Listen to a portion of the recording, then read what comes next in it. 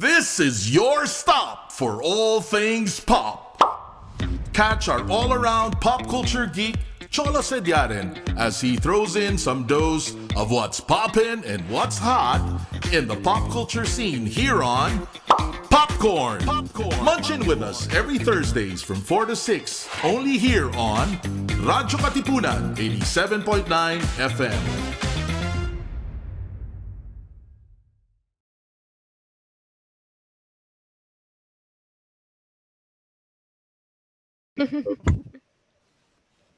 What's poppin', and welcome to Popcorn with Cholo Sediaren, your stop for all things pop, where we talk about all things pop culture from here in the Philippines and our houses still to the rest of the globe. If you're new here, welcome to the show. And if you've been listening since whenever, thank you so much for coming back. Before anything else, let's introduce our co-hosts for the week. Let's say hello to Paula. Hi! Prince is here. Hello again. Dren is here. Wala pa rin siyang video. Joke. Hello. I will remain a mystery. Very consistent. And let's welcome for the first time here on Popcorn, LFC Clapbacks. Max is here. Hi! Welcome to the show. Si Max yung Thank you. lagi naming tinatakot sa radyo Katipunan. True. So, happy Spooktober everyone. Well, October is almost ending. Pero hindi natin papalagpasin ang mga spooky happenings ngayong buwan ng katatakutan. Wow, nabulol pa ako dun. So, magtatakutan tayo buong episode. Mukhang multo ngayon. And Paula has her Day of the Dead realness on right now. So obviously it's gonna be a Halloween episode. Well, more like ghost themed, different types of ghosts. So it's very exciting. We'll be having some different segments today. And we start with the kamustahan lang, with a question bago tong segment na to. So what scares you right now? Ayan ang Oh my god. What? Sobrang sketchy naman. The way you said it kasi. What scares you right It's now? like an interview. Oh, we have a guest joining. Si Annabelle papasok. Joke. Andun na sa likod ni Max. Stop it! So anyway, Hi, Jeremiah. Jeremiah is also joining us today, and we have started the recording already. And we're just asking. Nagulat siya. Bro.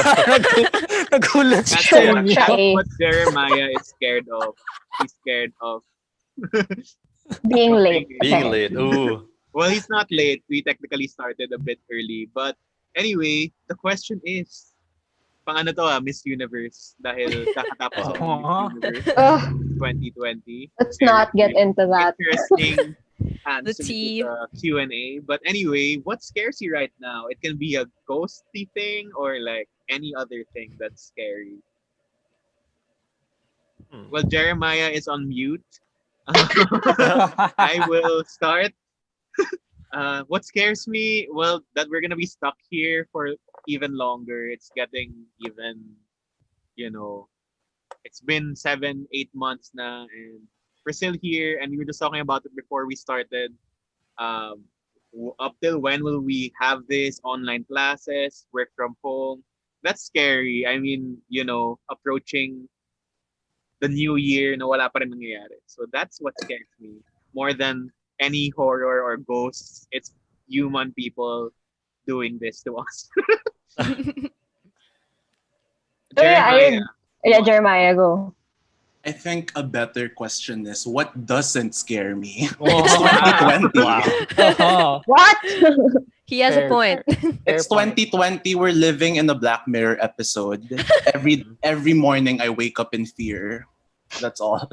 Did you see that the Black Mirror creator said he didn't want to release a new season because the year is already so sad? Yeah. They did a campaign for that. Glad you're enjoying the latest season of Black Mirror. Black Mirror. Yeah. I mean, congrats to Charlie Brooker. He really made a good season out of this. Very immersive too. Feel like I Yeah. never left the Imagine world. If we're actually in a simulation and people are watching this happen in an episode, Wow. that would be like a really interesting thing. A really guys- long episode. I hope you guys have enjoyed the past 8 months of content. it's a never-ending season. Si Paula, okay. Paula, what's your answer to that? No, I feel very much the same. That nothing's going to change. Yeah, I mean, we don't know what's going to happen tomorrow. I don't even know what's going to happen in my industry for next month, to be quite honest. So that's quite frightening. Okay. And I'm very scared of like a lot of supernatural things. So the fact na wala akong kinakatakutan ngayon na like ghosts or anything like that, it Yeah, says let's something. applaud Paula. She actually went here today after saying that she won't because she's scared. I said I'd think about it. But now you're here. And I'd been gone too long, Cholo. I need to maintain my presence on the show. Wow. To replace That was you like one eventually. episode, Paula. Two, you did an NCT episode. Oh yeah, that was two Oh naman, my no? god. Okay. Si Kerns naman. I kind of agree. Like, I'm afraid of the uncertainty of everything. Like, obviously, it will end someday, but we're not so sure when will that be. We're not even sure na it'll take like 10 years. Like, we don't know that. So, nakaka-worry siya. Like, I can't even make plans in the near future because I don't know what's gonna happen. Yeah. So I'm beginning to think, so what's the point? There's sobrang meaningless ng everything to think anymore. Yeah. And I feel Like- like it's not just like we have two endpoints, but what the middle is even scarier. Like it's so uncertain and like, as you said, we can't really plan anything ahead. It's just like a day to day, as everyone else was saying. Exactly. So each Right. day I'm mentally and emotionally drained, Yeah. bit by bit. Each day is a filler episode that we have to go through Filler episode. for the Like next good filler season. episodes are normally very light though. Like these filler Beach episodes episode? are like, Mhm. yeah, I want the beach episode filler. Like if we could have that, that'd be great. Yung may musical segment at the last part. Na kumakanta. Those AU musical episodes, I want that. Yeah, but we're still in this void. Dren. Well, I guess I'll answer something different because I do share the same fear. I think there's this collective fearing of Yeah. the unknown future. But a part of me is, well, to put a lighter note on that, my aunt is a frontliner. She's a cardiologist at the lung center. And she, so she's constantly surrounded by people who have COVID. And she also specializes in the older generation. So Mm-mm. she usually takes care of a lot of the elderly people who have COVID. And it is getting better just because, it couldn't have gotten any worse. And people are starting to realize how serious it is. And, the responsibility of the everyday person grew. And eventually everyone started wearing masks, even though the government isn't really doing anything. The main branch of the government, I mean, a lot of LGUs are doing their part. And if you actually look outside of Manila, it looks a lot better, especially in Cebu. Even in as close as Baguio, they're actually doing a lot better than we are. Yeah. So that's a bit of good news. And they predict that hopefully by 2021, the numbers will continue to go down to the point where we can be like other countries where you can go out, you just have to be really careful. So there's that. But my fear is, as a filmmaker or as an aspiring filmmaker, that this is going to completely change the way movies are made in a horrible way. Because I don't know if you guys have seen, but the FDCP released a mandate on productions. Yeah. And I know in the ad world, it's already felt where you have to monitor, the shoot online, which is horrible. Yeah. But imagine something like Darna, where we would have hundreds of people on set constantly, and so It's weird. Those types of things. And then you can't. Eventually, you'll run out of movies that are Quarantine related. yeah, exactly. Yeah. He was stuck in quarantine. She was stuck in quarantine. Then they had to do that Taylor Swift thing where they hold up those signs. Eventually you run out of those kinds of ideas. Yeah. And you want to get back to being able to do. It's like film is supposed to be this limitless medium, and now there's a limit on it. Yeah. And it's horrible, and I hate it. Sad. So. Like media in general, because even in advertising, we can't come up with any stories or any new ideas that are not like COVID safe, like that's what we call it, Yeah, COVID yeah. safe ideas. And yeah, it's very hard on an industry that's always on, and you always have to come up with something new. Yeah, exactly. Like I don't know if you guys have seen, but the new Kathniel series is called The House Arrest of Us.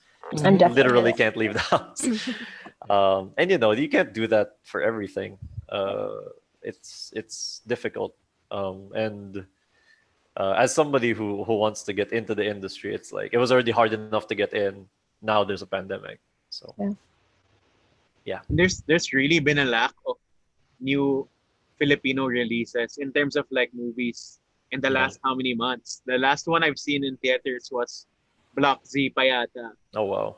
Oh my God. Which was about a zombie really long pandemic. ago. Haha. Foretelling? I know. Thanks, Direct Mick. No, I'm just kidding, Direct Mick. We're friends. Pero yun, I mean, it's interesting. I mean, people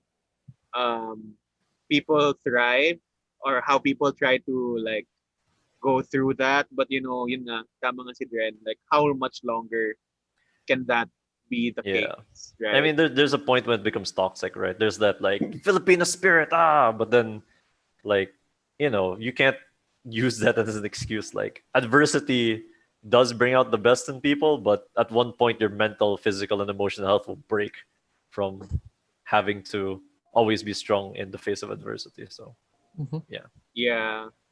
Okay. So last, Max, our youngest. Well, kailangan sabihin, our youngest. Making us feel Our old, Cholo. Max. I'm sorry. Okay, 20 so weeks coming.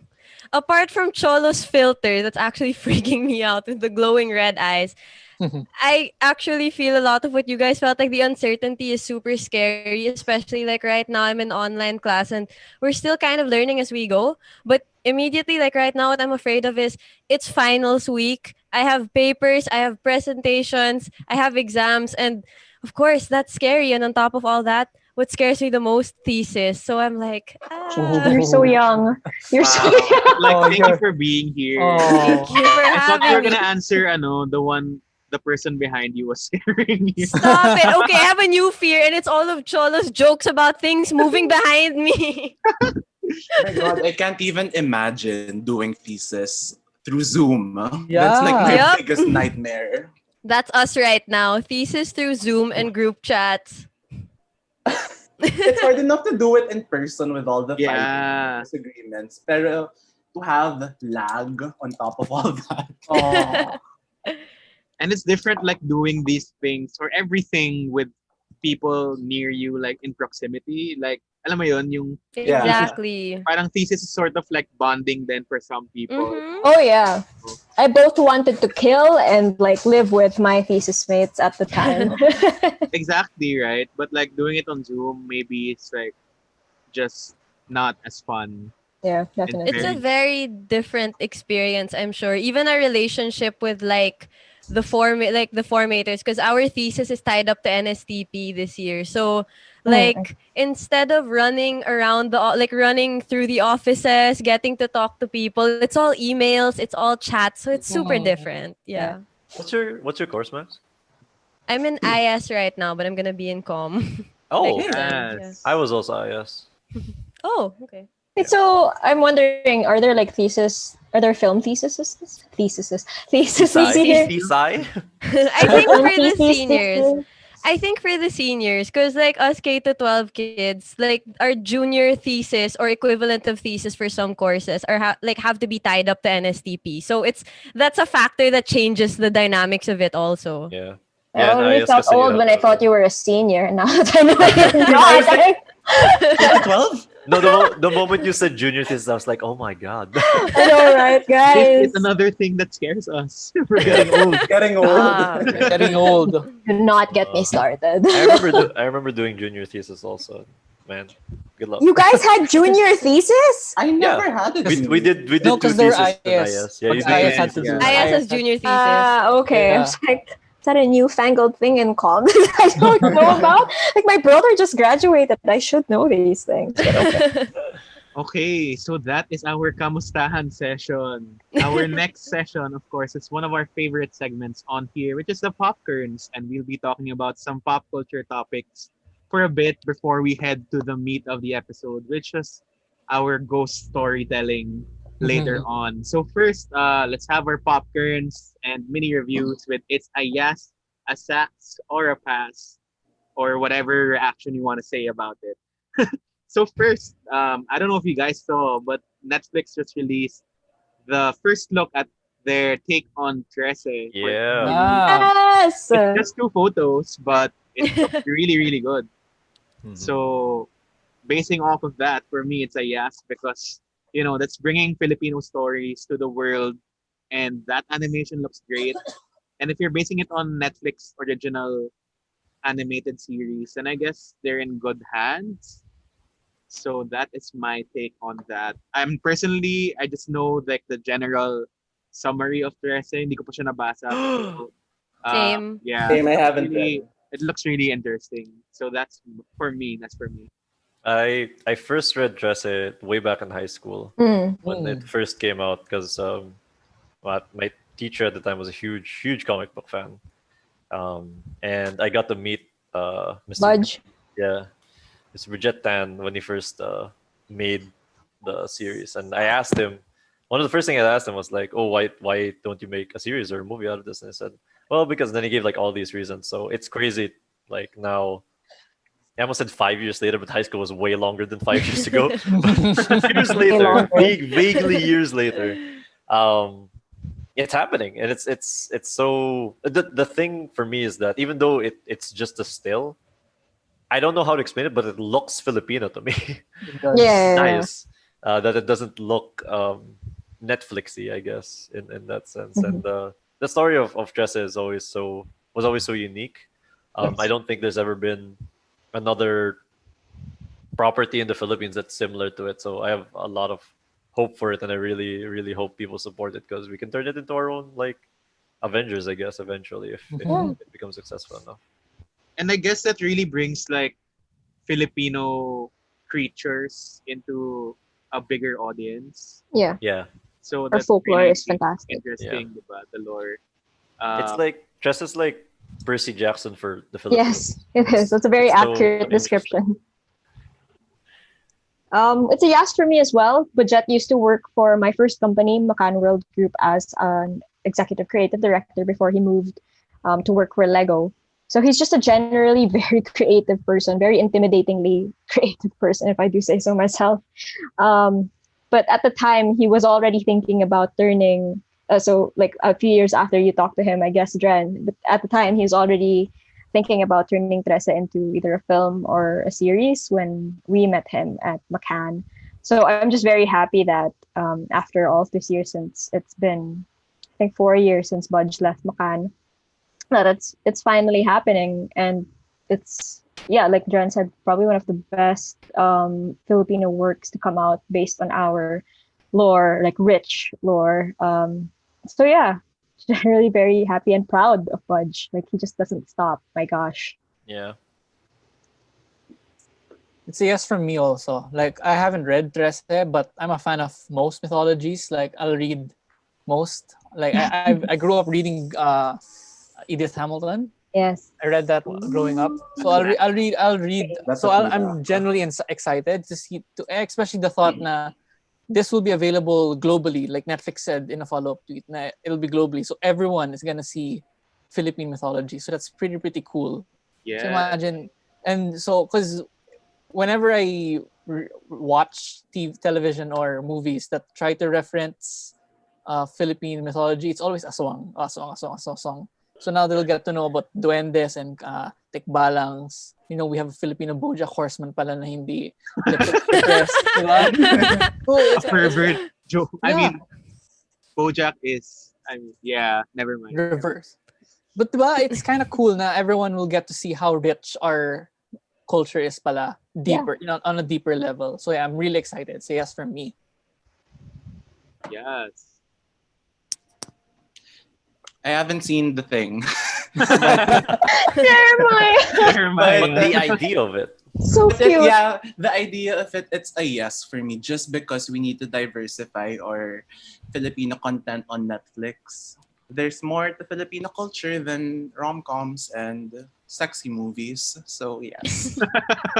That's so true. I'm with Jer on this one. I actually like my first exposure to Trese was this morning when the announcement was made, and that's what made me look it up and see what it was about. And like I find the concept so interesting. And as everyone already said, it's a good way of getting our mythology and an unseen part of our culture to the rest of the world. So I'm really excited for it.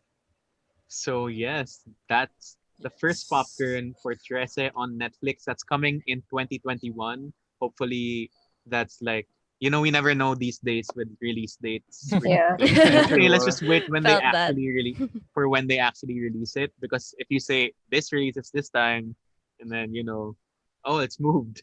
Parang let's just wait and see. It's very exciting. And next, speaking of trailers and teasers, this is a pretty interesting discussion. This is a trailer for Raya and the Last Dragon from Disney. So it's been sparking online conversations, especially for Southeast Asians who are being represented in this movie. But I mean, obviously, it looks great. It's just a bigger conversation to be had. Well, I mean, and I'm seeing like very Katara vibes from Raya. Um, well, for me, it's a sax pa lang at this point. We don't really know. It's just like a 2-minute teaser trailer.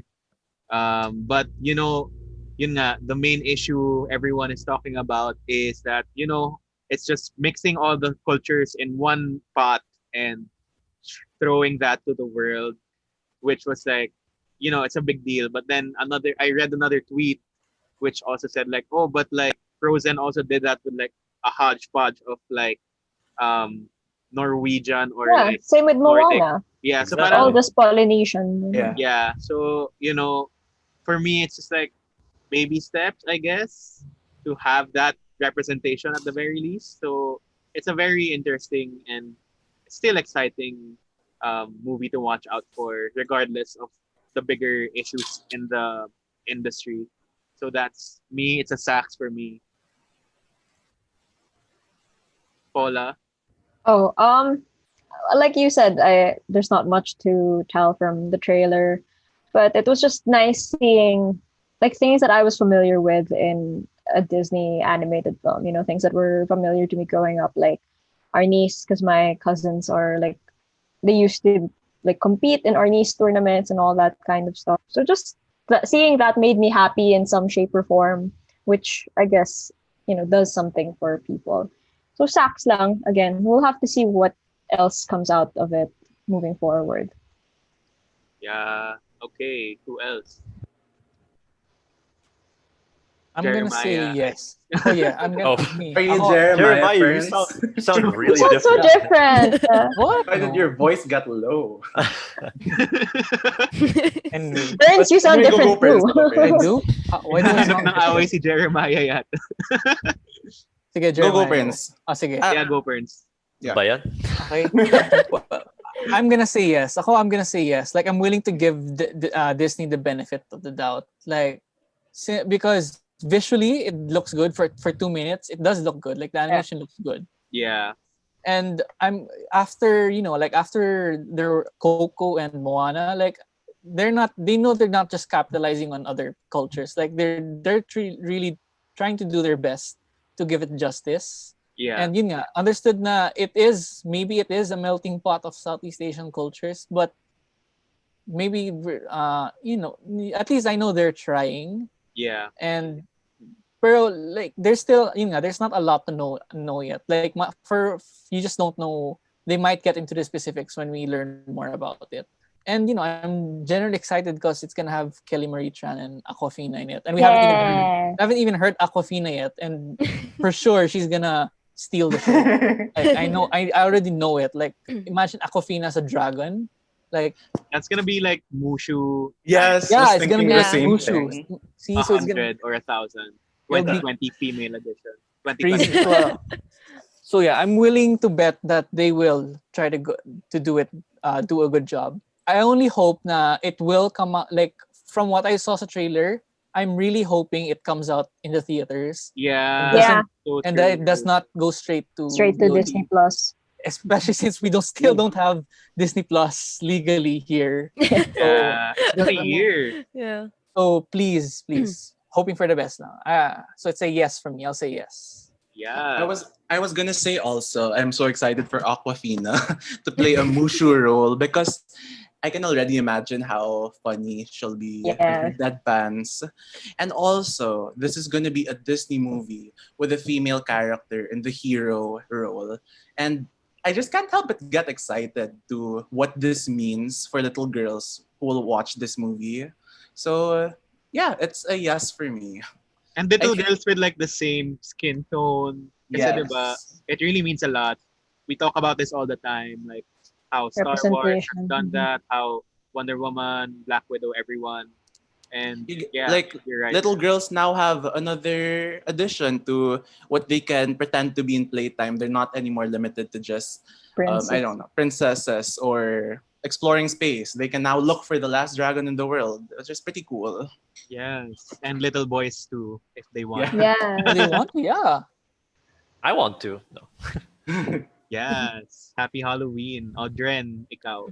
Um, I just I understand that people want to be critical over. It's kind of like the Everything. trend now. Yeah, no, yeah, really, the critical of everything because at some point, you know, you decide that like we deserve better content, we deserve better representation, not just for Asians, but for example, for African Americans, for the LGBTQ plus community. You put your foot down and say that we want better content, but at the same time, I think you also have to accept that like Hollywood has its limits because it's Hollywood. It's run by white people who don't really know what they're doing. Mhm. Um, they're all super old. They're all boomers as well. And when I think about the heroes I had growing up, it it was more often than not a rarity to find a hero that you could identify with. Mhm. Um, but they still were there. So you have to be thankful for it's always been like this. In other words, we're lucky to be living in a time when it's changing so much more than it has. It's changed more in the past 10 years than it has in like the past 50 years. I think that's safe to say, especially when it comes to representation. Um, so I get that we want to be critical, but at the same time, people should also allow others to enjoy this. Yeah. Like don't be mean and say that like you're like no, you can't like this. It's not good enough. It's like it doesn't matter if it's not good enough. It's something. That's true. And saying that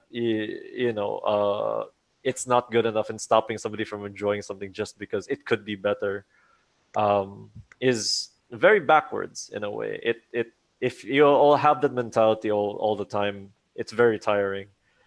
It And really is. and it's a lot better to just say like, okay, thank you for this. We'll do better next time. You can do both. You don't have to just like mindlessly hate things that aren't exactly perfect representation, and you don't also have to completely accept it. You could watch Raya, enjoy it, and think it could have been better. I Yeah. don't understand Yeah. why it's always like extremes. It could just be in the middle. Because the internet decides or whatever. I mean, also yun na think nga that eh. we should stop looking for proper representation in Hollywood. I think that's a big crux of it. Yeah. The big crux of it. We all just look towards Disney to always like light the way in terms of these things. When I'm sure there's like a lot of really good Southeast Asian representation in animated films that are made in Southeast Asia. We just Exactly. don't choose to look for them.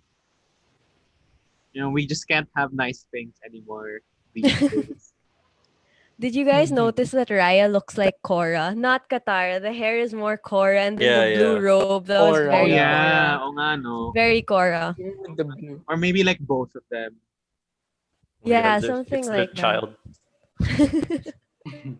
Yeah. So Max, any last words before we You head to you the guys actually said everything I was going to say, but you know what? I had no idea that Aquafina was gonna be the dragon, and now I'm so excited because like I saw like what the story is supposed to be, and like like you guys said, a female hero. It's going to be so nice, and like all of you said, it's gonna be nice to have young little girls look up to a nice new hero. But like Aquafina as a dragon, come on, I'm so excited for that. Like seriously,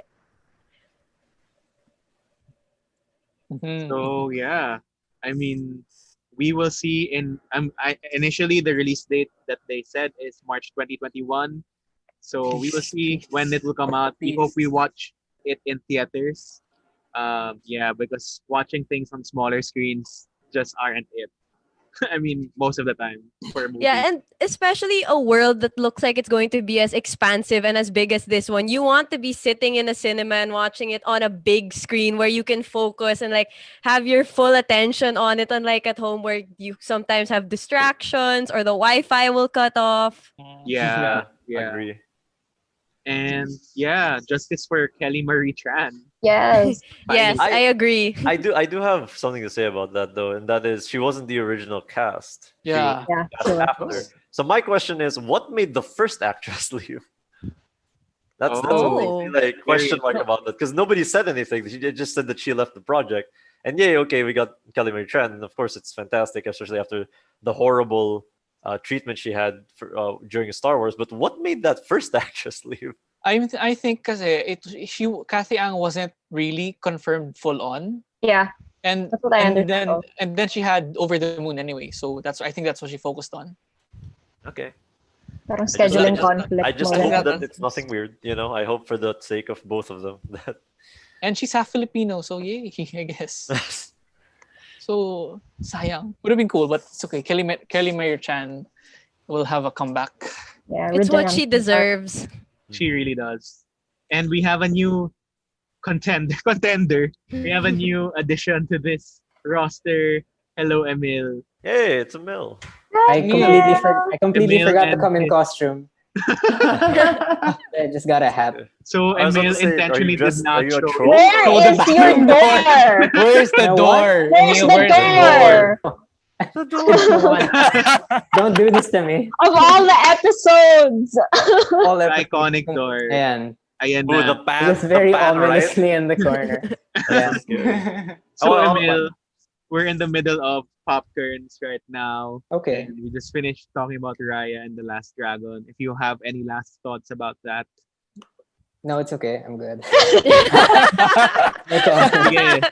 Over the Moon is great, by the way. If you guys haven't seen it, I have not I have yet, not. but I I've been haven't hearing yet. good things about it. Okay. And that's on Netflix also, right? Over the yes, Moon. it is. Sige. I will watch that.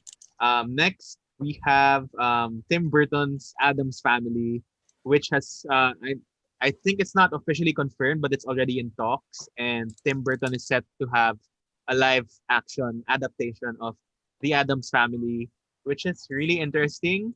I guess it's a yes for me for this one. I mean, we all know Tim Burton's like fantastical take on horror and comedy, and having a new live action Adams Family. I heard it's set in 2020 or this decade, and it's talking about how Wednesday and the rest of the family deal with the modern world, and that's really exciting. It's his first. It's gonna be his first TV show aside Series, from the yeah. Beetlejuice animated show. So, yun, it's a yes. It's pretty interesting to see what he does with it, and to see who becomes the people in this as well. Mhm. It's a lowercase y. Yes, for me. Door. Because All caps. Hindi siya all caps, yes. it's like it's the Adams Family and Tim Burton. That's a really good match.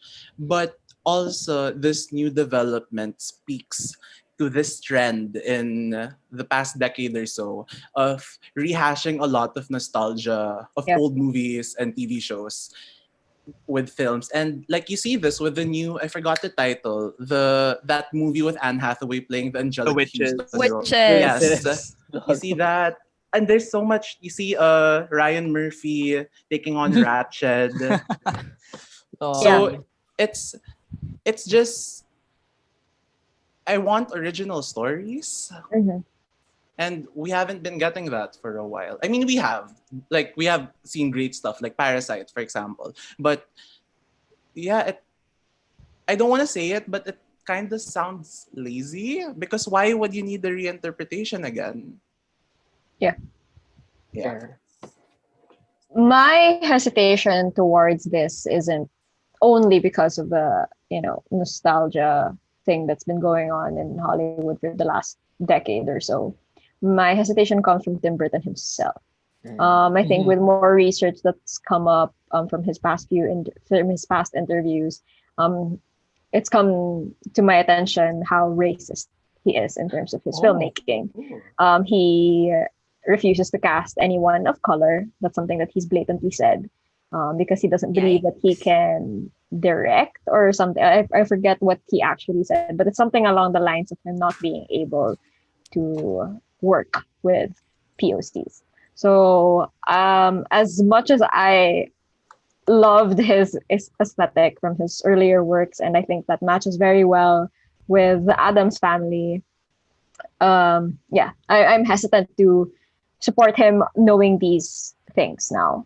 And yeah, I don't understand what was wrong with like the Addams Families from like the 90s. Those are still like movies that I watch to this day that make me feel very happy, and I still find the characters relatable now. And I think their problems then of being able of like especially Wednesday and the children like not being able to relate with people their age, because of how they were raised. That's still, I think, what's going to happen in a 2020s version of it. So there's that feeling of like, do we really need this? And we've had a lot of Addams Family content over the years as well. We've had the musical and we've had We shorts just had a new movie We last just had year. the animated and the one. animated film. So it's like, is this absolutely necessary? I'm probably going to watch it in some way or other, like maybe not legally.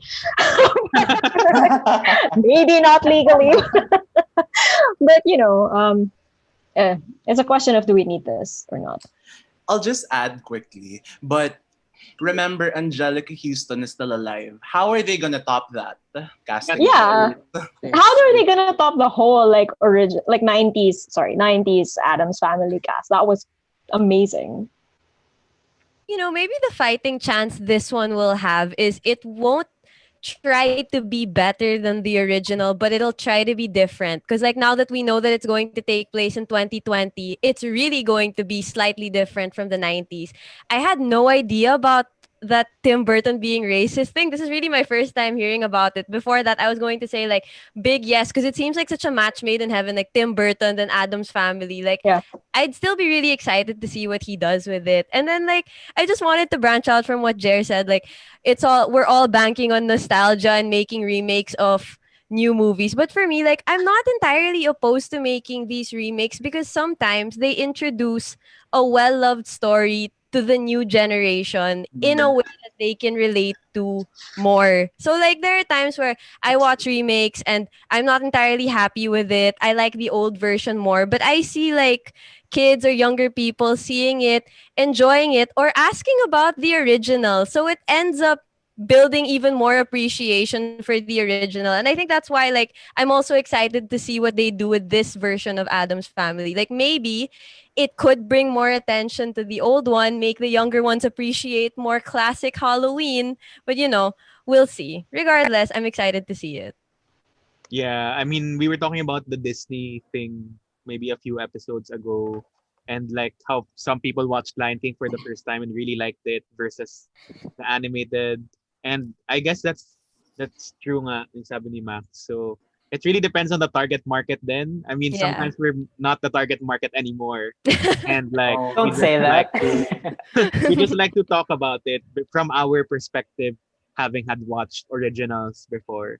So Of yeah, course. it's a really good point. Burns.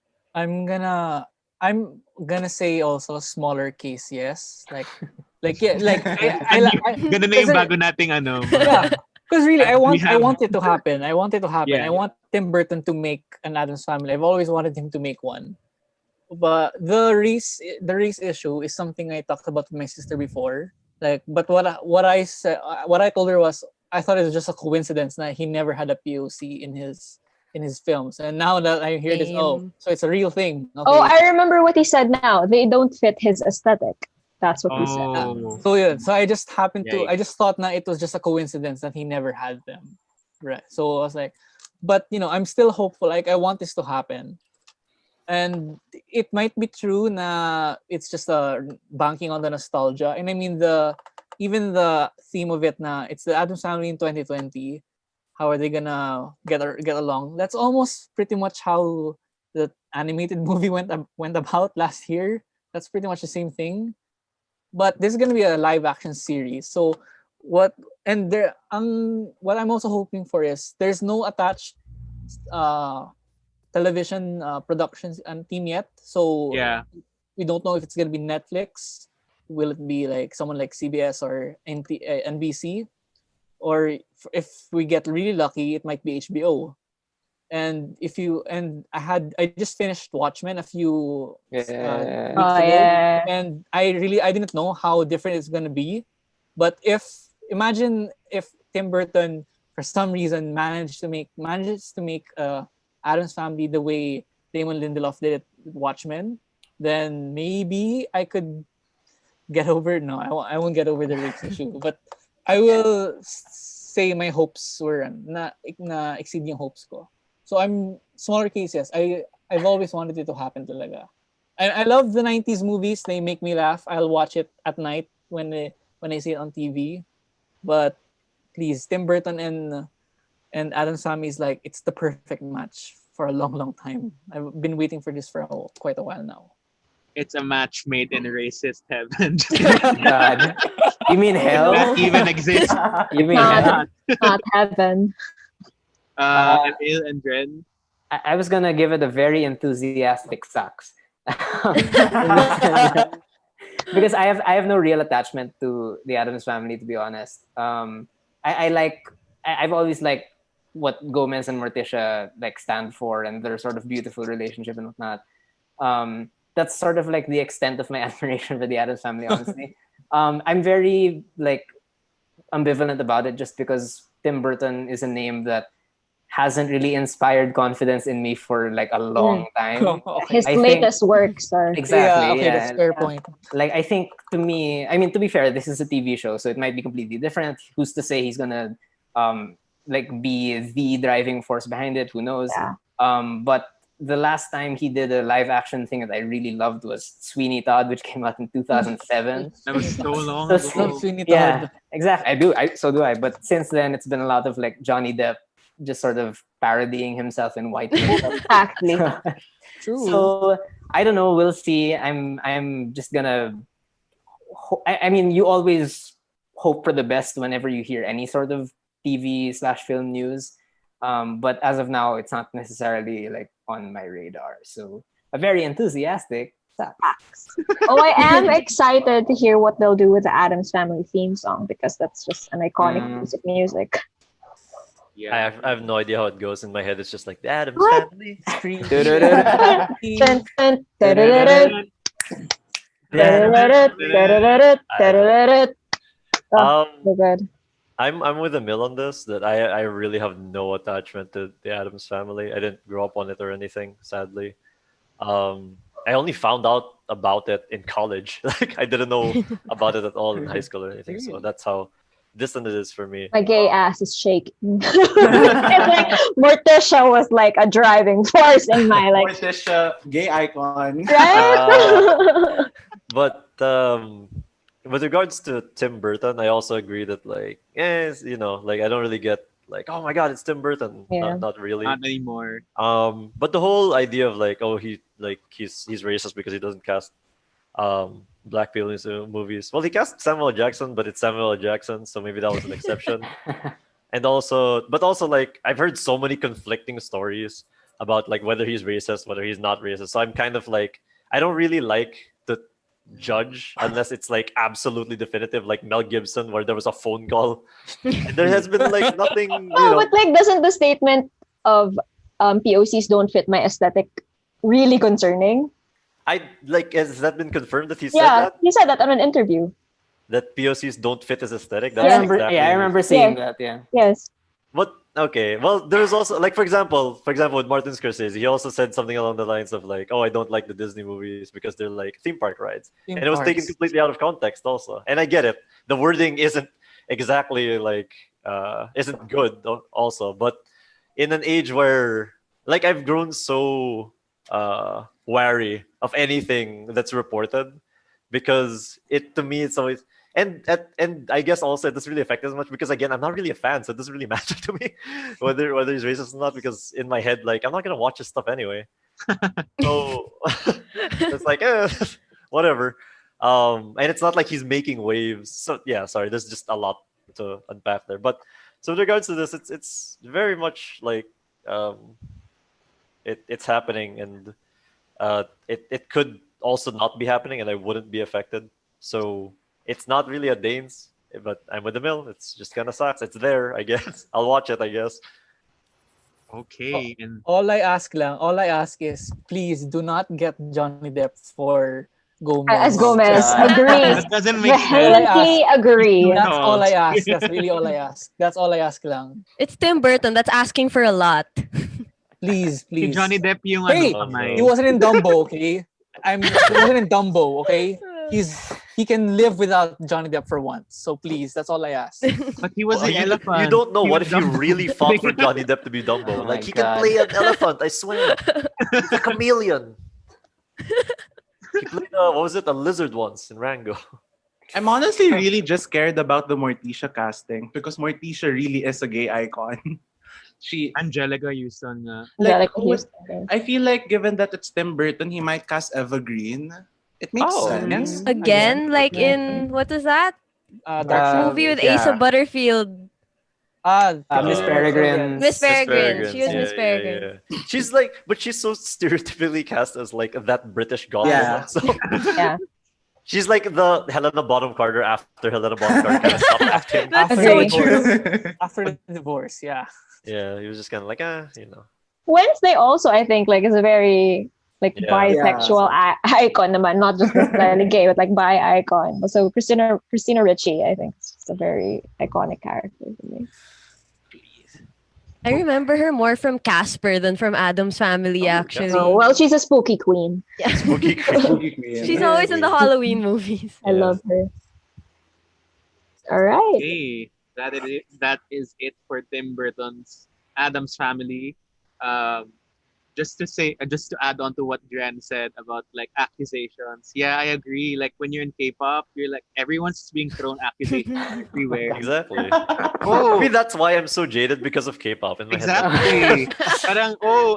Parang this K-pop idol bullied someone when they were in elementary school. Now let's cancel them. I'm like, Yeah. okay, let's cancel. It's always just someone. like and then because of quarantine, right? It's always like get the pitchforks, keyboard warriors, and in my head like okay, like of course, like okay, in an extreme situation, if there's a 50-50 chance of a murderer is in front of you, would you arrest the 50-50 murderer? You probably would, but you know, like it's still 50-50.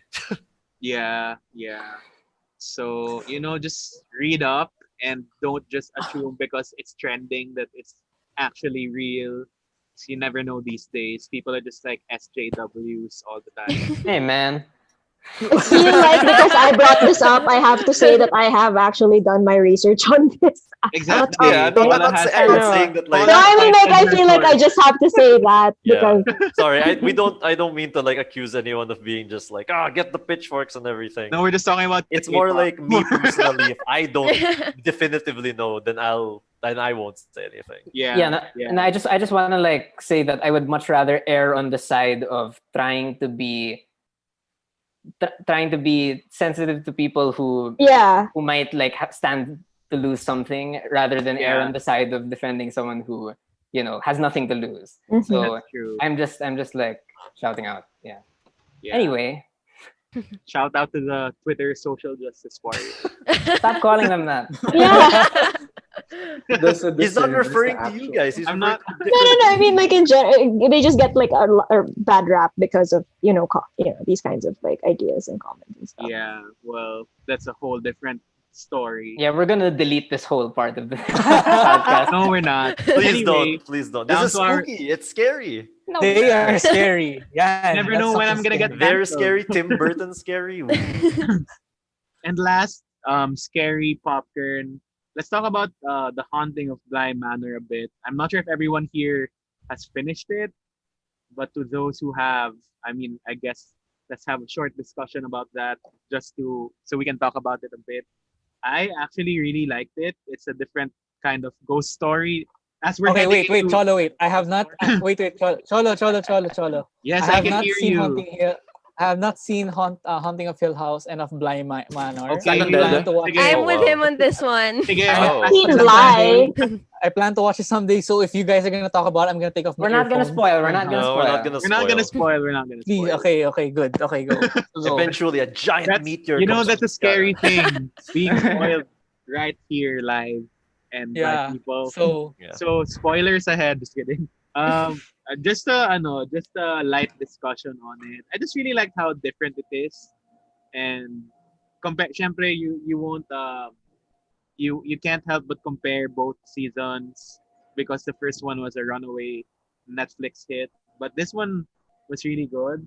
Um, Pretty slow. It's all I'm gonna say, and Oliver Jackson Cohen's Scottish accent, so good. Yun lang. Yun ang masasabi kong hindi spoilery, I guess. That really not a spoiler. You sure about it? Kidding. Yeah, it's just a Scottish accent that's really sexy.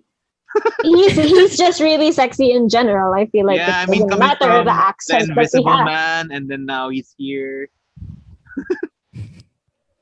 Maybe he's meant for these like types of roles. Emil and Dren. I liked it. Yung Hill House kasi I absolutely loved until like the very end, but I loved like most of it. I appreciate what they were trying to do with Bly Manor in the sense that I feel like it's been mismarketed almost as like Yeah. the follow up to Hill House or like as like a Mhm. scary mini series or whatever. It's really a drama. It's a romance thing. That's not a spoiler. Like from the very beginning, they're talking about love. So you know from the very beginning that it's supposed to be a romance. I feel like there were a lot of things in it that felt very self-indulgent almost. There are episodes that go on for forever. There are certain ideas that I don't think are fleshed out well enough. But at the same time, I think it's a really good thing that people can watch people who aren't really super into horror because they're scared of it or they're not used to it. I think it's a really good sort of starter season because you do get like spooky stuff, but it proves that like a horror thing doesn't need to be scary for it to be mostly Yeah. effective. Exactly. So yeah, and while you compliment Oliver Jackson Cohen, Victoria Pedretti, man, like Oh, she's, yeah. she's so Also- good. It's She ridiculous. looks like a Barbie in that. She looks like show. Hilary Duff. She looks like a young Hilary Duff. With the blonde hair pa, no? Yeah. I mean, everyone in the cast is hot, so yeah. That's true. Even the ghost. Just kidding. But some of them, I guess. Concerning. For My me- only Oh, go sorry. ahead. No, go ahead. I'll be quick. Yeah. My only opinion on the show, as someone who hasn't watched Hill House and Bly Manor, is Victoria Pedretti is in it, and I mostly know her from you, Yeah. and I know her for that one cringeworthy scene where she tells Penn Badgley, "I wolf you." Oh god. Oh my god.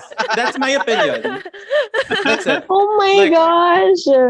She's really That's- good in the hunting shows. She's That's all good I at have to say. everything I've seen her in so far. But yun nga, adding on to Emil's point lang nga. Yeah, that's true. I mean, you know, a lot of people or the mainstream public just box horror into like, oh, jump scares, whatever. But you know, horror is like more complex than what people think it is. And yun nga, as Emil was saying, this is one of the examples of what you can do with a horror story that's not necessarily just like a jump scare or like a scary monster or you know the typical things that we see or expect out of it.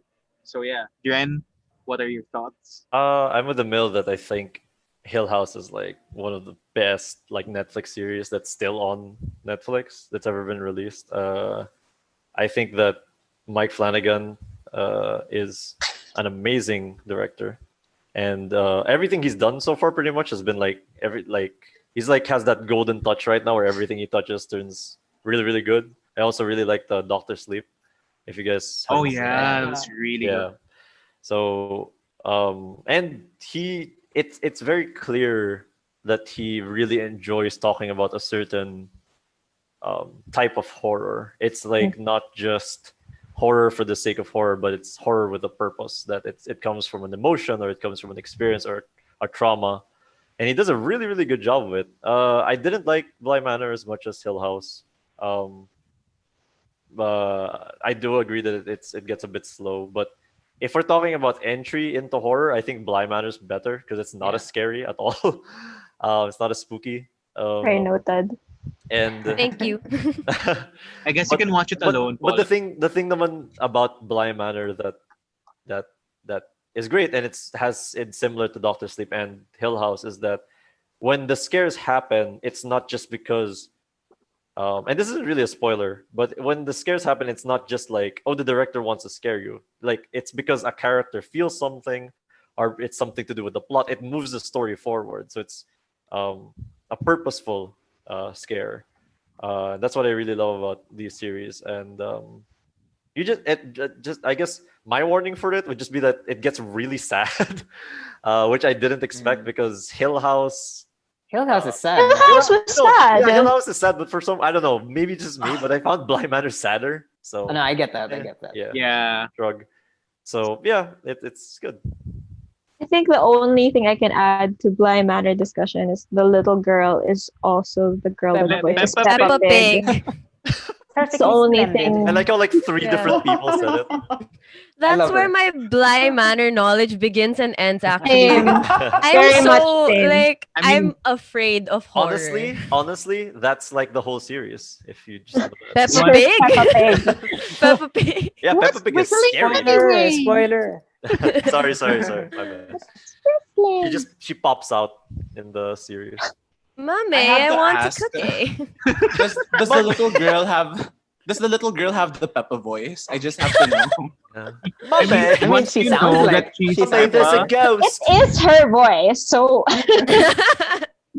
Yeah, I don't think parang- she was acting much when she was Peppa. It was just like, she's like what, 8 years old or something. yeah.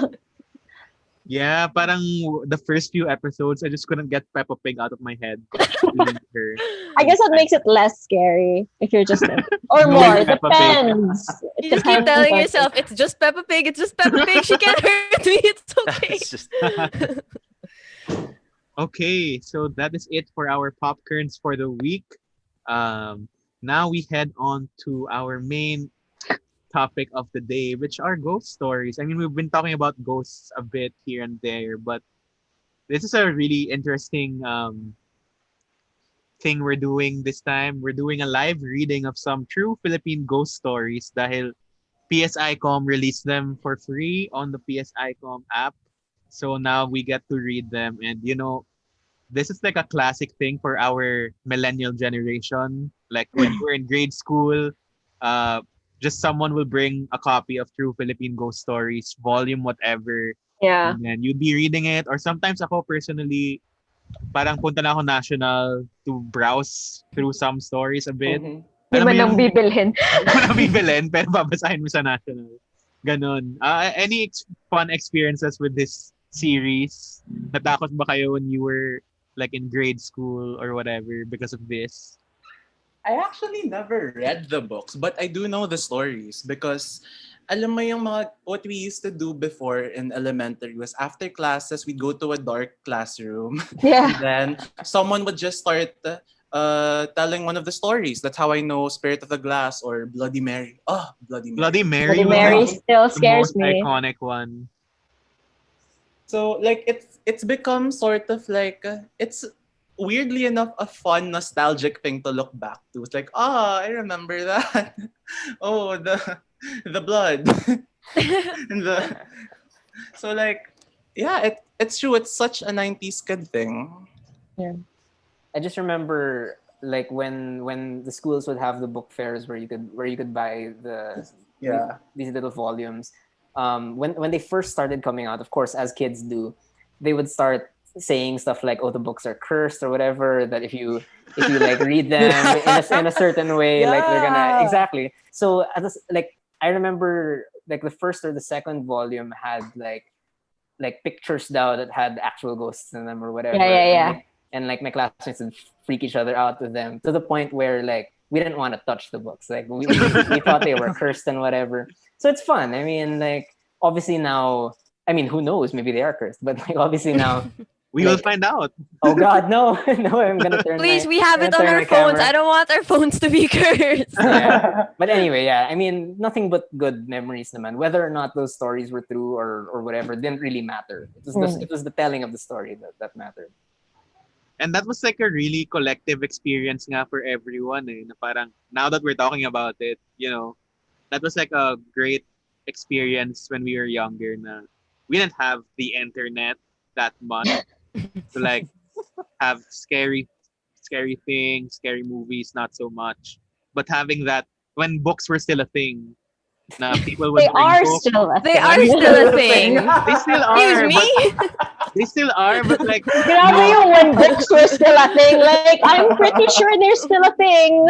I mean, they still are, but you know what I mean? Like, not everyone is into books the way we were back then. Na parang more people were like, oh, book fairs, all that. But now it's like books are only for people who read and have energy or like effort to do it.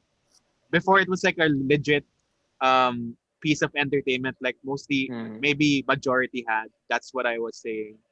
And yeah, that was like a really fun time.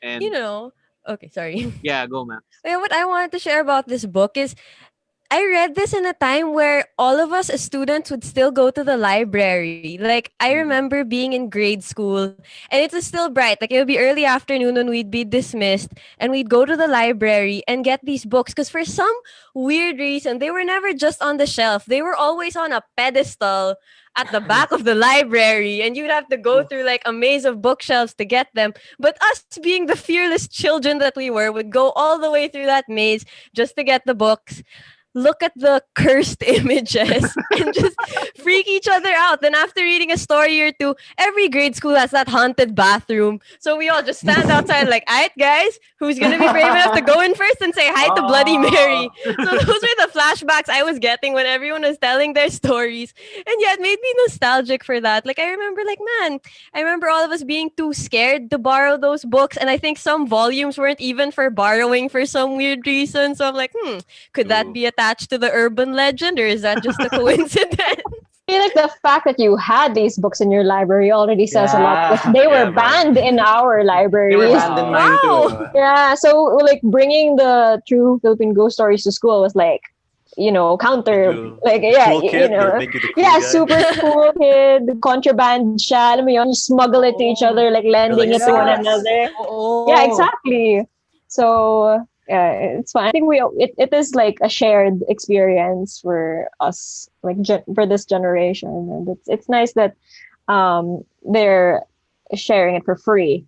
For this, is it just for the month or is it like? I'm not sure, but they do have a lot of other books on the app, as I've seen. This is not sponsored, but if you wanna we wish it was. But if you want to sponsor us, we're open collaboration. We'll do more reading.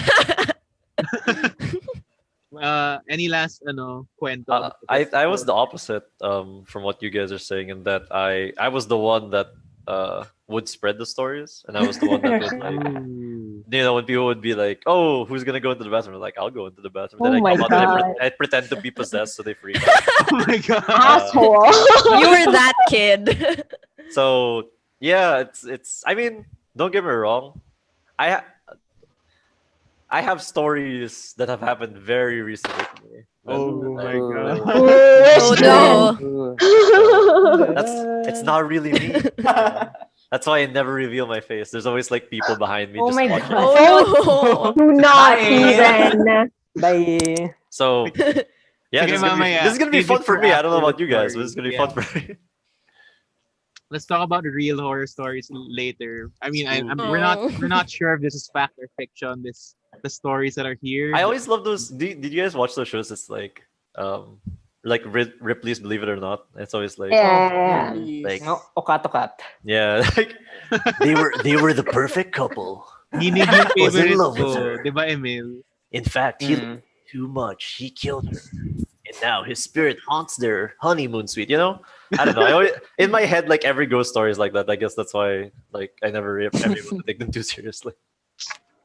Yeah. And having every Halloween, mga pag Magandang Gabi Bayan Halloween. Yes, the Magandang Gabi Yeah. Bayan Halloween special is always the best. Super, pati Kapuso Mo Jessica Soho. Yeah, I was about to say Kapuso mo. Woo!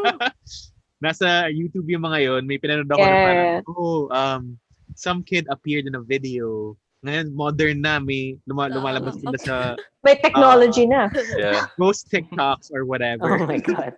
Malditang Ghost ghost. TikToks. Oh, that's so funny. Like you're doing the dance and you realize there's two of you. May backup dancer It's ka. not a filter. Natuto There na is- yung mga multo There is ghost TikTok though, like Ghost just TikTok. people experiencing hauntings like as they're filming and That's stuff. so funny. And then like the series is just them like having the house exercise and stuff. It's kind of interesting to see like ghost TikTok. the That's new really gen. There's someone who's scared of horror movies. You sure peek into these things a lot. It's my job. As a person in media, I need to Yeah, be there. I saw a Got tweet it. once like, "Oh, who even watches horror movies alone? Like, are you a psycho?" And I'm Me? like, Hello. "It was I my do. job. What do you want from me? I used to write horror movies." Emil, you Before I don't had the watch it job. alone. You have that roommate. What are You you have talking that- about? Si Max din Yeah. Boy, Yung stop. yung malaking bear, gumalaw lang ngayon. Five nights. Bye, guys. I'm leaving. Oh my God, there is a bear back there. What bear? Ready. On top of the Ghost other bear, side. ghost teddy Ghost bear. bear. Should I tell it to say hi? There was No. once a little girl. She loved her teddy bear so much. She had cat. I feel like that's a good way for me now to like read horror stuff just to imagine it in the Ripley's voice. Like, Yeah. thanks, Dren. That's really good. It helps, That's man. really good Okay, advice. let's go ahead. So I guess since Dren has the VO voice, I would Oh say man.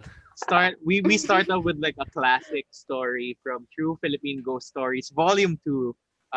These compilations were compiled and some were written by Gianna Maniego. So to whoever you are, Miss Gianna Maniego, you've been part of our lives for like a long time. So thanks for that. Formative years. We have two stories that we're gonna read and react to. We'll be alternating readings. So Dren will start the first part of Saint Elmo's Fire, and this is a story by Jerry Barinhuevo. Go ahead, Dren. I regret doing the voice now. Saint Elmo's Fire. Jerry Barnwell. Okay, I'll read it seriously. I love Hank.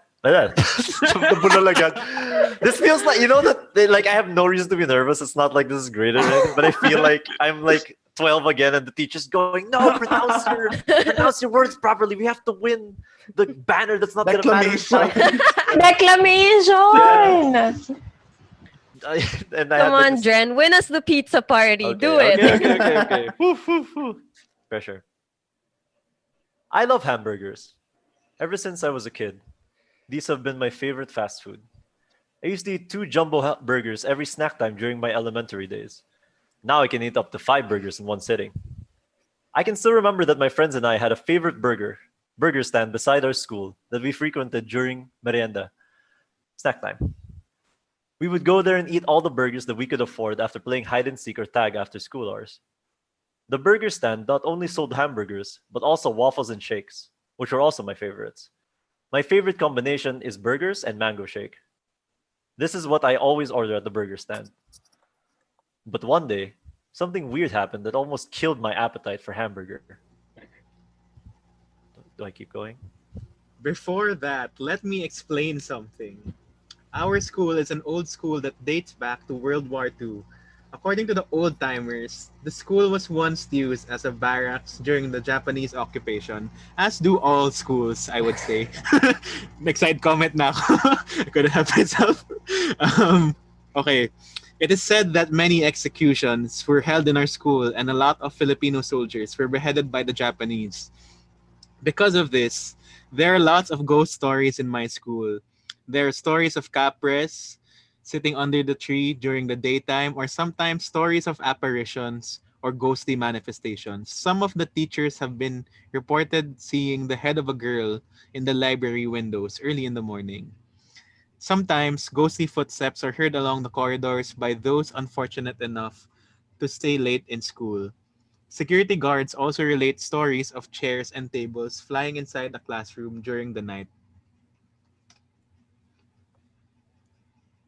But for the most part, I was oblivious to these ghost stories.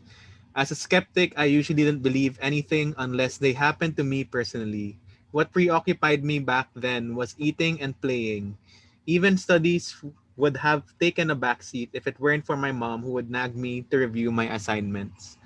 Oftentimes we would not go home at once, but sit in the afternoon. I don't but sit in the back of the school to review my lessons. Uh, the back of the school is where the college department is located. There were only a few students enrolled at the time, so there were only a few people usually around in the afternoons, and the place is quiet. One day, after my third quarter final examinations, my mom decided to treat me by letting me play the whole afternoon with my friends and giving me money to buy burgers afterwards. I literally played till I dropped.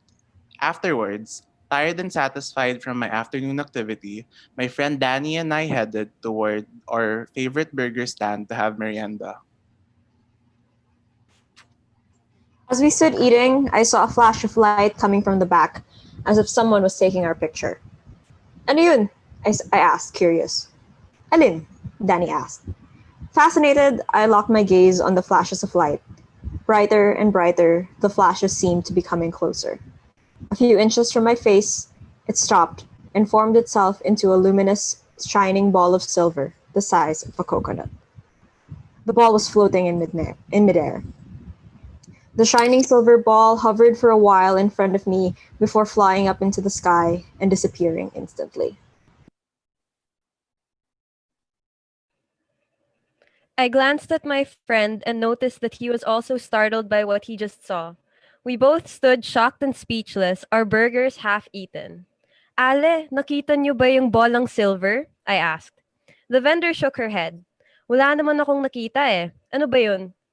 She said maybe it was just a spark from one of the Meralco wires above us. But we knew that what we saw was something out of the ordinary. It wasn't just a spark, but a shining silver flying ball. Later, when I graduated from college, I began to ponder in earnest about that weird incident. I've told some of my psychic friends about it, but even they can't explain it. They say it could have been an orb or some sort of St. Elmo's fire. St. Elmo's fire is a ball of fire that usually appears during the night. It is said that it symbolizes a dead soldier. Could the shining silver ball I saw have been the soul of one of the soldiers executed during World War II? I still don't know to this day. The end. Dun-dun-dun. There's so much about food in this particular I story. love burgers. The first thing I thought was, grabe ang yaman niya, nakaka-burger siya. Hanggang siomai lice lang. Kakalimang burgers.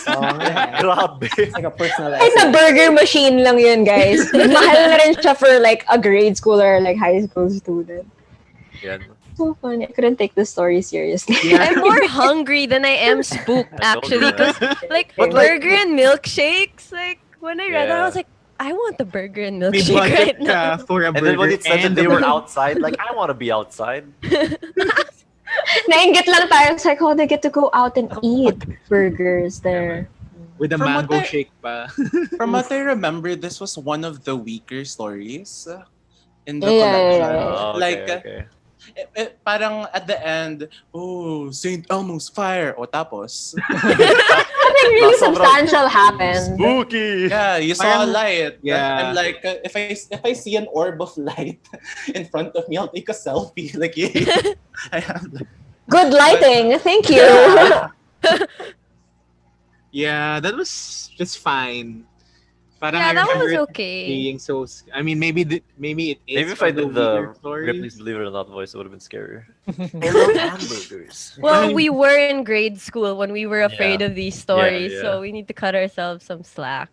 Well, that's Agree. the point, nga. So maybe we head on to the next story to see if anything gets scarier. Emil and Perns will start this story called Food Trip. Nanggugutom lang pala tayo dito. Ano ba No, actually, Food Trip was recommended by Denny, who's part of our show. He was like, Food Trip is one of the best ones. So I was like, okay, let's go do Food Trip. All right. All right. Go, Tara, food Emil. Okay, Food sige, Trip let's na start. tayo. Okay. Food Trip by Gianna Maniego. Watch out for that pothole. Claire clutched her husband's arm as the car they had rented lurched into a ditch. Mario tried to avoid it by swerving to the left, but the right rear wheel still hit the pothole. Tsk. Mag-iingat ka naman, Claire chided her husband. Sorry, Mario apologized. It was nearly noon and they were both cranky after chugging along for 2 hours along bad roads. The couple had rented a car upon arriving at the Bacolod airport. They were on their way to Claire's hometown in the hinterlands of Negros. It was a combination business trip and family visit for the two. Claire was back to visit her relatives who still lived in the old hometown after almost 10 years' absence. She was there to introduce her husband to her Lola. Mario, on the other hand, was assigned to do an ocular inspection of his company's latest fast food site. He worked for a food conglomerate that was currently expanding operations in the provinces. The Bacolod outlet is the company's first in the Visayas area. Since Claire's hometown was far from the city proper, Mario needed a car to transport him to and fro in the next 3 days. So the couple decided it was more convenient to rent a car. But now, faced with a long stretch of deserted road that was pockmarked with potholes, renting a car didn't seem like such a good idea. Wala bang kasalunihan dito o kainan na pwedeng tigilan? Gutom na ako eh, Mario asked. O nga, kailangan ko na din mag-CR. Naku, di ko ma-recognize yung mga tindahan dito eh. Claire answered, peering at the passing scenery. You know, she pointed to a cafeteria standing apart from the other houses. That looks like a restaurant. Mario pulled into the parking lot. As they got out of the car, Claire and Mario noticed there were a lot of vehicles in the lot. Some of them looked like vintage cars. Naku, baka puno, Claire muttered. Pushing the door open, the couple was taken by surprise to see the place was nearly empty of customers. Only 2 or 3 of the 20 tables were occupied by 1 or 2 other people who were eating quietly. Magandang tanghali po, tuloy po kayo. A waitress met them at the door, ushered them to a table near the air conditioner, and handed them menus. Ang specialty po namin ay bulalo. Baka gusto niyo pong subukan. The waitress smilingly suggested. The couple agreed to try it. After taking their orders, the waitress relayed them through a swinging door. Claire looked around. The restaurant was very spacious. It was decorated in the old Spanish style typical of most houses in Negros, with lace curtains framing big Capiz windows and overhead rotating fans. The floor was of nara planks that were polished to a brilliant shine. The tables were not made of formica or monoblock like many of the modern restaurants, but of real wood, covered with lace, tabletops, and vases of flowers on each. Ang ganda naman nitong restaurant na ito. Bakit hindi ko maalala to? Claire wondered. When the food came, they both dug in. Wow, this is really good, ah? Mario remarked as he helped himself to more rice and bulalo. O nga eh. Do you think we can get the recipe? I've never tasted bulalo this great before, Claire agreed in between mouthfuls.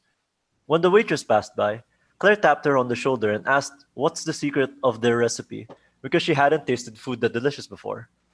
The waitress only smiled and said, the secret is in the ingredients. I wonder what they put. Must be some secret herb, Mario said, glancing at his watch. Aba, 4:30 na pala, tara na. Baka abutin tayo ng dilim sa daan. Malayo pa ba tayo? No naman, it's just 2 towns away, Claire answered. After, natatawa ko sa accent ko. Naging konyo siya bigla. Anyway, way to ruin the mood. After paying the bill, which the waitress took a long time in fetching, the couple hurriedly left the restaurant, promising to stop by the next time they were in the vicinity. They wondered briefly about the vehicles in the parking lot, but were in too much of a hurry to dwell on them. They finally arrived at the house of Claire's grandparents just as dusk was falling. They were greeted by her Lola Ninay and other relatives who lived nearby. Why are the lights on? Claire asked. Ay nako, we were so worried about you. We were expecting you before lunch.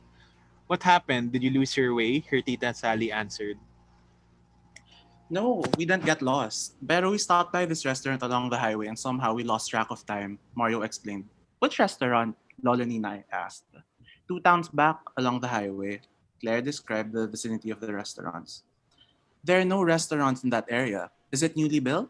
Claire's Tita Lucita asked. I don't think so. It's like an old Spanish house, actually, with capiz windows and narrow floors, Mario recalled. Her Lola and Titas exchanged worried glances. What is it? Is there something wrong? Mario asked, beginning to get worried. Did you notice any cars in the parking lot? They asked. The couple nodded vigorously. As a matter of fact, we did, but when we got inside, there weren't that many customers. Sus Mariosep, muntika na kayo. Mabuti na lang nakaalis kayo dun ng bago kumagat ang dilim, Tita Sally exclaimed. Why? Claire and Mario chimed. Lola Nina explained that there have been several mysterious disappearances throughout the years. Most of them were tourists or visitors from Manila who were not familiar with the area. According to the story, these visitors have been lured to stop by a restaurant. Those who fail to leave before darkness falls never leave at all. That's why there are all those cars in the parking lot. But what happens to the customers? Mario asked. It is said that the customers are killed and are used as ingredients for their dishes, which are supposed to be really delicious, Tita Lucita said. The end. Oh my god. I'm not hungry anymore. This is really good. And for someone who whose province is in Bacolod, this is very creepy to me. Careful next time you go. I know, out. next time I visit. Oh my god, I had bulalo kanina. Oh. Is it weird? Haunted bulalo. Gutom ako in fairness. This one's good. Yeah, I was about to say, I didn't see the cannibal twist going. I was like, It's yeah, good. That spooky. badly photocopied picture on it just adds know. to the whole scary vibe. Yeah, what does that have to do with I don't anything? know. I don't wanna is know. it a Mukha face? siyang bone ng, alam mo yung buto sa bulalo na may scary. Yun yung Okay. Oh my bulalo. god, could you imagine kumakain ka ng bulalo? And The then yung marrow, buto, the marrow. oh, tapos yung buto, skull siya. No, but it was weirdly like well written, like in terms of the like how Cutting it up and stuff like that. yeah, and like the descriptions were it wasn't like it was just talking about hamburgers. Yeah, it Yeah, wasn't just exactly. hamburgers and I hot love dogs. hamburgers. Yeah, Well, Yeah. that's very detailed and good pace. Yeah, definitely A+. Good taste. Ooh. Sorry, a little hungry for bulalo if you. All right, next kidding. Maggugutuman lang pala tayo dito. So gusto niyo bang basahin pa yung Spirit of the Glass or I mean, that's iconic. Yeah. Okay, That's I guess the- we have time for this one. Our next story is called Spirit of the Glass, a classic. Max, take it away. All right. Sorry for my Atenean Tagalog, but let's go. Yung si Claire kanina ginawang konyo. Lapit pa. Joke. Anyway, Spirit of the Glass by Gianna Maniego. Ayoko. I don't want to play. I'm scared, Maita protested. Maita wasn't usually a scaredy cat, but what her best friend was suggesting was just too dangerous in her opinion. Camila wanted Maita to join some girls in class who were playing with the Ouija board that Steph brought to school that day. It was early December and the whole school was preparing for the Christmas pageant. Most of the 6th graders were participants in the pageant. Some were in the choir, some were acting as angels and shepherds. Regular classes were suspended and the whole week was devoted to rehearsals. The only ones left in the classrooms were those who weren't included in the pageant. They were assigned to decorate the classrooms for the Christmas decorating contest. Maita and her classmates were in room 36, the honors section.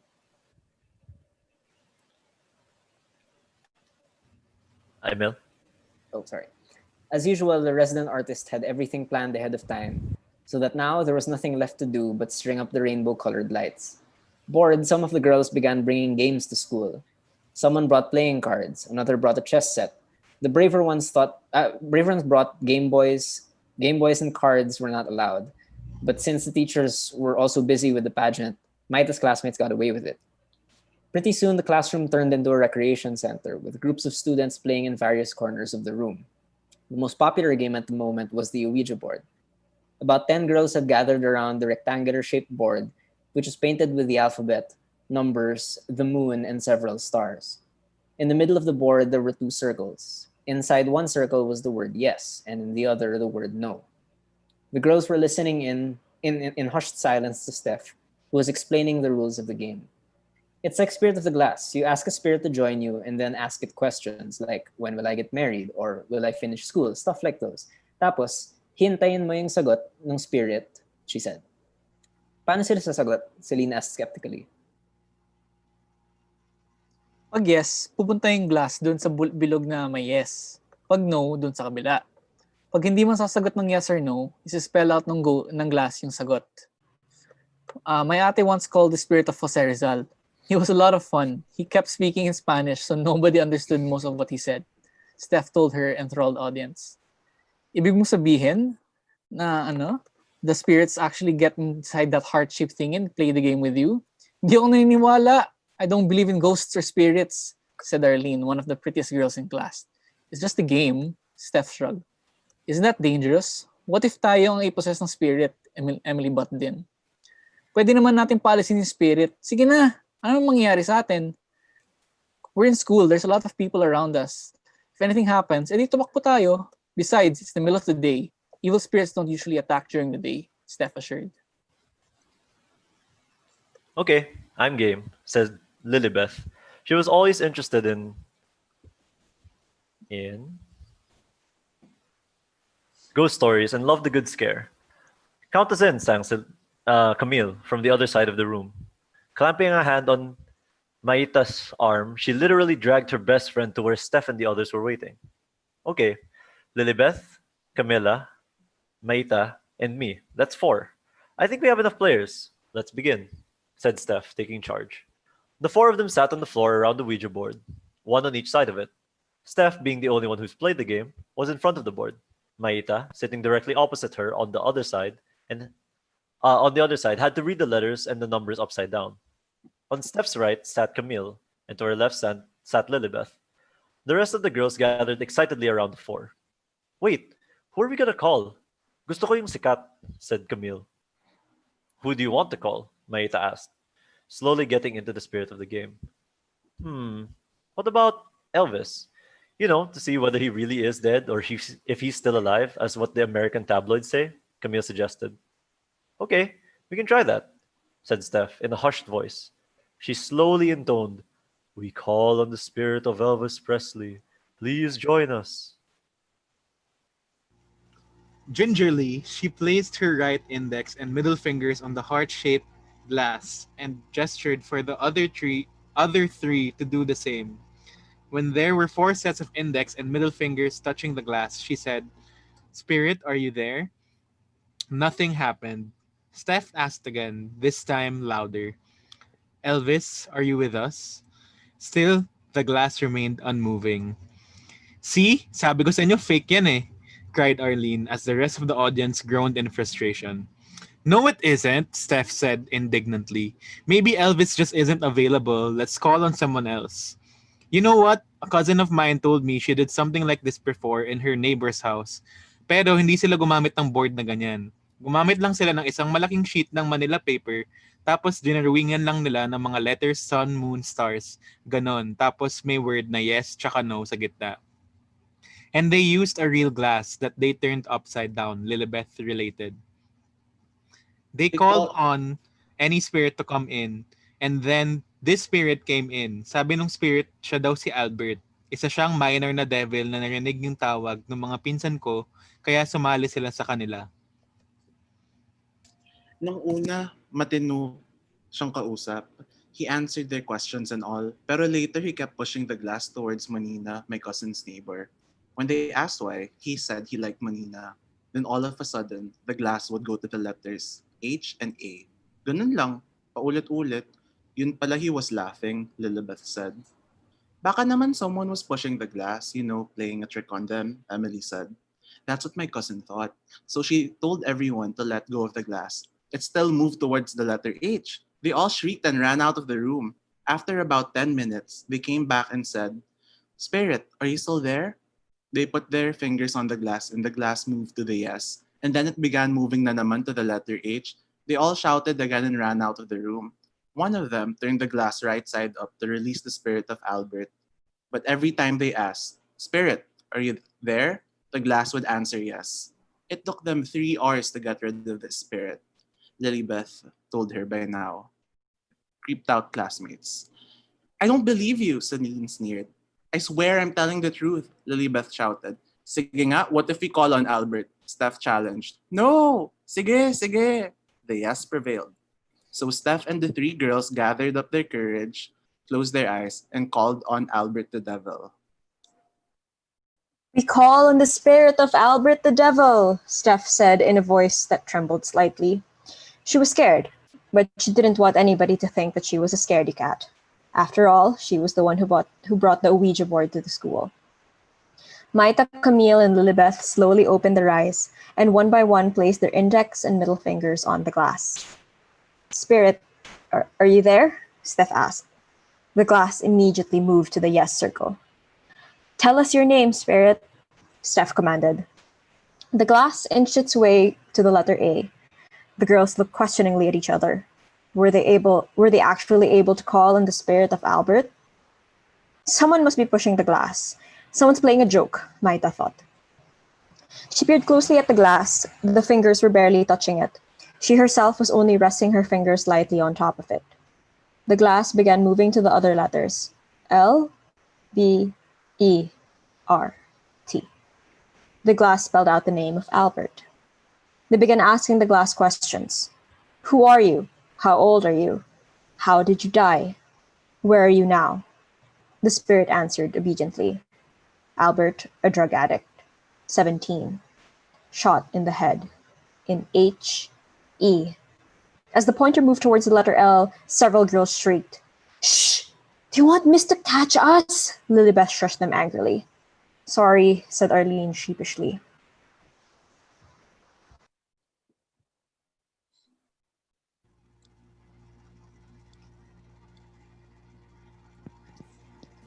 Max.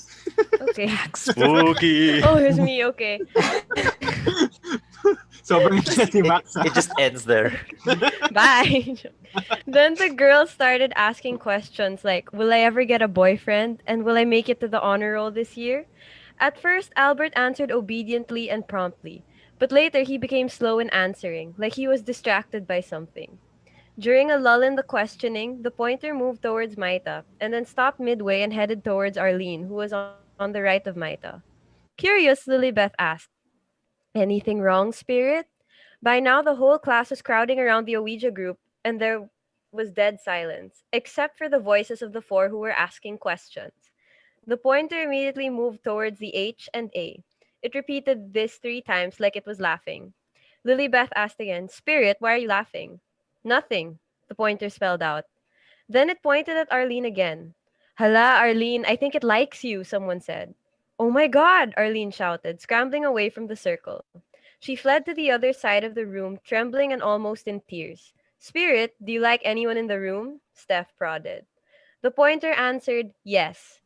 Who do you like? Camille couldn't stop herself from asking, even as she felt goosebumps rising along her forearms.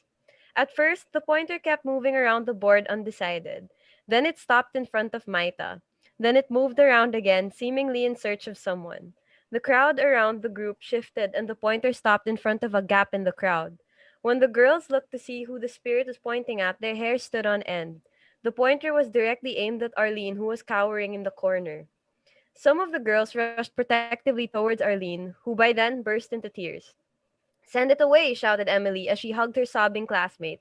Tell Albert to leave, now. So Steph, Camille, and Lilybeth turned back toward the board. Suddenly, they noticed that Maita was sitting so still, her eyes staring slightlessly ahead. She looked like she was catatonic. Camille nudged her gently, but Maita remained in a trance. Maita, are you okay? What's wrong? All 3 girls asked. Maita looked as if she didn't hear a thing. All of a sudden, the pointer moved towards the letters H and A. Repeatedly, it was laughing.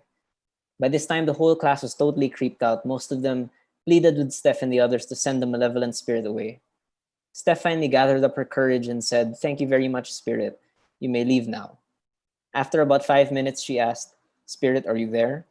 The pointer moved. It went to the letters H and A again. It was still there, and it was still laughing. Suddenly, somebody screamed, Arlene, Arlene, wake up. Emily cried, shaking Arlene's shoulder. Arlene had fainted. "Oh no, Maita!" shouted Camille. Maita was slumped over the board. She too had fainted. Panic erupted in class. Camille and Lilibeth grabbed Maita around the shoulders and tried to shift her away from the board. Steph also rushed to the side of her friend, finding her with a piece of paper. The Ouija board lay abandoned. After a minute or so, Arlene and Maita woke up. "What happened?" said Maita. "Hinimatay ka, hindi mo ba alam?" Camille said, her voice still panicked. "I did? I don't remember. Last thing I remember is the pointer going around and around on the board, and then I felt cold, like someone poured water down my back." "What happened to Albert?" Maita asked. Meanwhile, Arlene had shaken off her stupor and was talking animatedly. "I felt something go through me, like a cold wind. It felt like ice. Then I heard a male voice laughing. That's the last thing I remember," Arlene said. Steph looked over the Ouija board. The pointer stood curiously in the middle of it, as if poised to answer a question.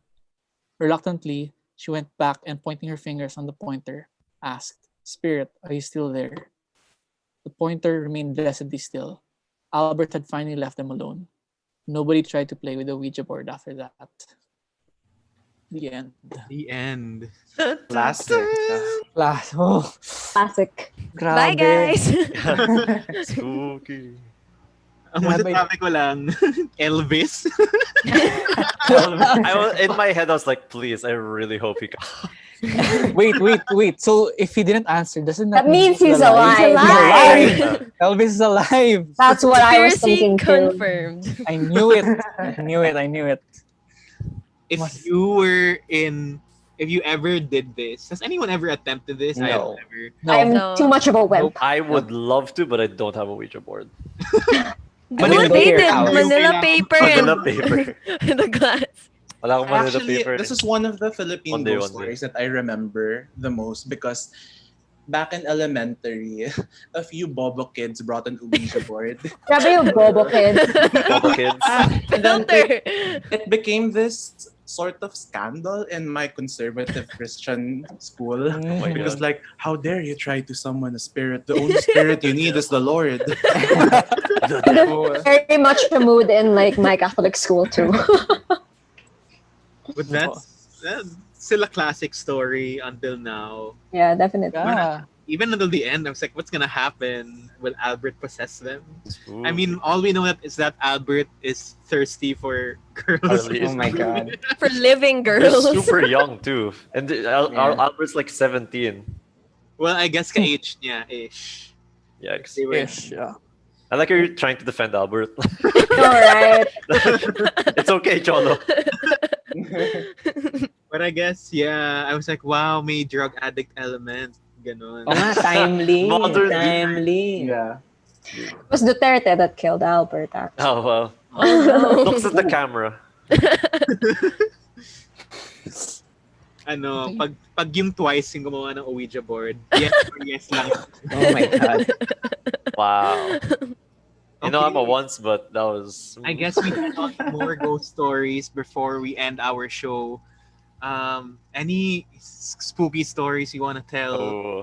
I think Dren has some to tell. I have a lot. Wait. But I don't want to like start off. Yeah, no, I was gonna say if Drens are good, can I start with like a semi? It's not that creepy, but Go and- ahead. Again, we Okay. can have Emil and then Dren, and then we can go to the last part, and then we Okay. can continue on after Sure. the show. Sige. Okay, So the only like story that I have that like barely qualifies as like a scary story that actually happened to me was when I was in grade school. I was grade anywhere from grade 5 to 7, and for like our English class or whatever, I would have to go to another building. So every day, me and my best friend at the time, Vito, we would go down our building and go to the next building. And usually the rest of our classmates would be waiting outside the classroom door already. And then we would be let in by our teacher and then, yun. But then this one particular day, this was like the year level where we were required to read A Wrinkle in Time. And I had started reading it and I distinctly remember in A Wrinkle in Time, from page 13 to 14, there's a sentence that has the word haunted in it. And I read that sentence out loud in the classroom. And I swear that the lights flickered, okay? And then Vito was like, okay, we got to go to class now. And I was like, okay. So we went to the other building, and our classmates were not there. Like the hallway was completely empty. The door was locked, and there was a glass window, but there was manila paper behind it, so we couldn't see inside. And we were banging on the door because we didn't want to be late. We tried the doorknob and it was locked. Then we walked up and down the hallway and like we didn't see anybody.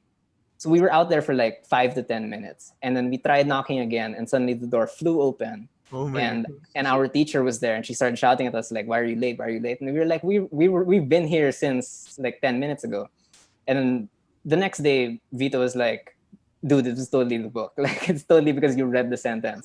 And I was like, "No, that's stupid." So trying to prove to him that it wasn't the book, I read the sentence again, and I swear, my classmate at that moment opened his locker, and there was rotting food inside, and we didn't know where the food came from. And then from that day till today, like I refuse to read that copy of A Wrinkle in Time. Oh my god. Yeah. I have a copy of A Wrinkle in Time literally No, a few no. feet away from No, me right don't do it. now. Okay. So, Don't do like, it. That's a good story. What do you mean? Bye. Okay. Story. Oh, thanks. Okay. But yeah. I mean, like you were in another plane. Like I do believe in those kinds of things that Oh, you kind of man. get transported into somewhere else. Yeah, That's Yeah. spooky, dude. Why are you sad? you picked up the Tesseract. A Wrinkle in Politer Time. way of like looking at it. What would have been really spooky is if you turn around, Vito's not there anymore. No, Oh It's just him. god. he's my best That's- friend. Because I was scared because Emil said my old friend. I was like, oh, he used to be something my best happened friend. to Wait, Vito. what? There's He something lost touch. No, he's okay. He's okay. Okay. Oh, thank God. Okay, good. Good Vito, to know. Vito, if you're listening, we miss you. What? The spirit of Vito. Kung andito ka, Vito, pakigalaw yung teddy bear. He's not dead. Albert, Oh my Albert. God. Oh! Albert. Anyway. Wait, I could go next. Before, siguro, Go for it. sige, go Paula. Oh, okay. So I'm not sure if you guys are aware of how much ghost stories there are in the Manila Hotel, but supposedly it's one of the most haunted places Of in the course. country. So for my cousin's wedding, we all stayed there, and it's one of those hotels where if you don't have like a key card, you can't access the elevators. So one of my uncles was left at the lobby and he forgot his key card. So we coming like younger or like teens at the time were tasked to pick him up. So tatlo kami, we took the elevator down, fetched him, and then we're on our way back up to our hotel floor at I think like if we were at the 17th floor. And you know how in hotels they don't typically have the 13th floor. yeah. Yes. So we were coming up, the light started flickering, Oh my god. and then it stopped at the 12th. Ooh. No, at the 14th, where the 13th is supposed to be. Ah, nice. Oh. And then the door opened, it was pitch black outside. So we were like, what the hell is happening? And then suddenly the door started going. Whoa, no way. God, Just like, that's so sick. what is happening? And then Awesome. it just stopped. The doors closed. And then it seemed like everything was perfectly normal. And I just never wanted to go back to the Manila Hotel afterwards. Damn. That's so That's sick. a good story. See, that's a good story. Yung ano pa eh, may sound effects mo si Paula na Oh, man, Yeah. nagulat ako. When you clapped, I was like, oh The my God, delivery. is this it? This is the one that gets me. Yeah, it's a super scary place, guys. That's like you so really cool. like I felt like chills up my spine. It's just something was not normal when we reached that particular floor. How old were you? Sorry. Actually, I wasn't even. How old was I? I think I was 19. So it Oh, wasn't wow. super long ago. Yeah. Damn. God. So it wasn't like I made this up as a child, you know, Yeah, kind of yeah, thing. yeah. It was a It's fairly real. recent experience for me. 100%. Yeah. Damn. Spooky. I regret turning my lights off now. I'm so scared. Lights on, man. Look at me thinking I was brave enough to make my room Oh, look no. spooky. Ako quick lang, shout out to Okay, the demon wants to share a story. Autobiography. shout out lang sa best friend Ghost Radyo Katipunan Street. Oh, yeah, yeah, yeah. Yeah. Yeah. There's a ghost there? They always make their presence whenever they feel like it. Even parang they always play around with the Equipment. computer equipment. We had one of those in Macan also. Yeah, and yun, si Justin, who I'm sure is listening to this or watching this, has his own stories to tell about the best friend ghost. Because every time, like, before we would go to, when we were in the studio, Justin wouldn't be there na, so he'd set it up for us, right? Then when we get there, parang sometimes stuff isn't working the way he set it up. And we're, di ba, tumatawag pa ako, oh, Justin, ganyan. I was like, ito na naman yung best friend natin.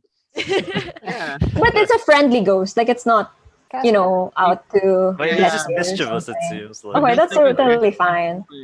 Yeah, At- he's at just least chilling, in the man. Studio, but I heard from Bian, who's also part of Radyo Katipunan, na mayroon pang isang, not even a ghost, but they feel like it might be a different entity that they heard on a recording. No, Ooh, oh I my wanna hear. God, I wanna hear. no. Okay. I want to hear.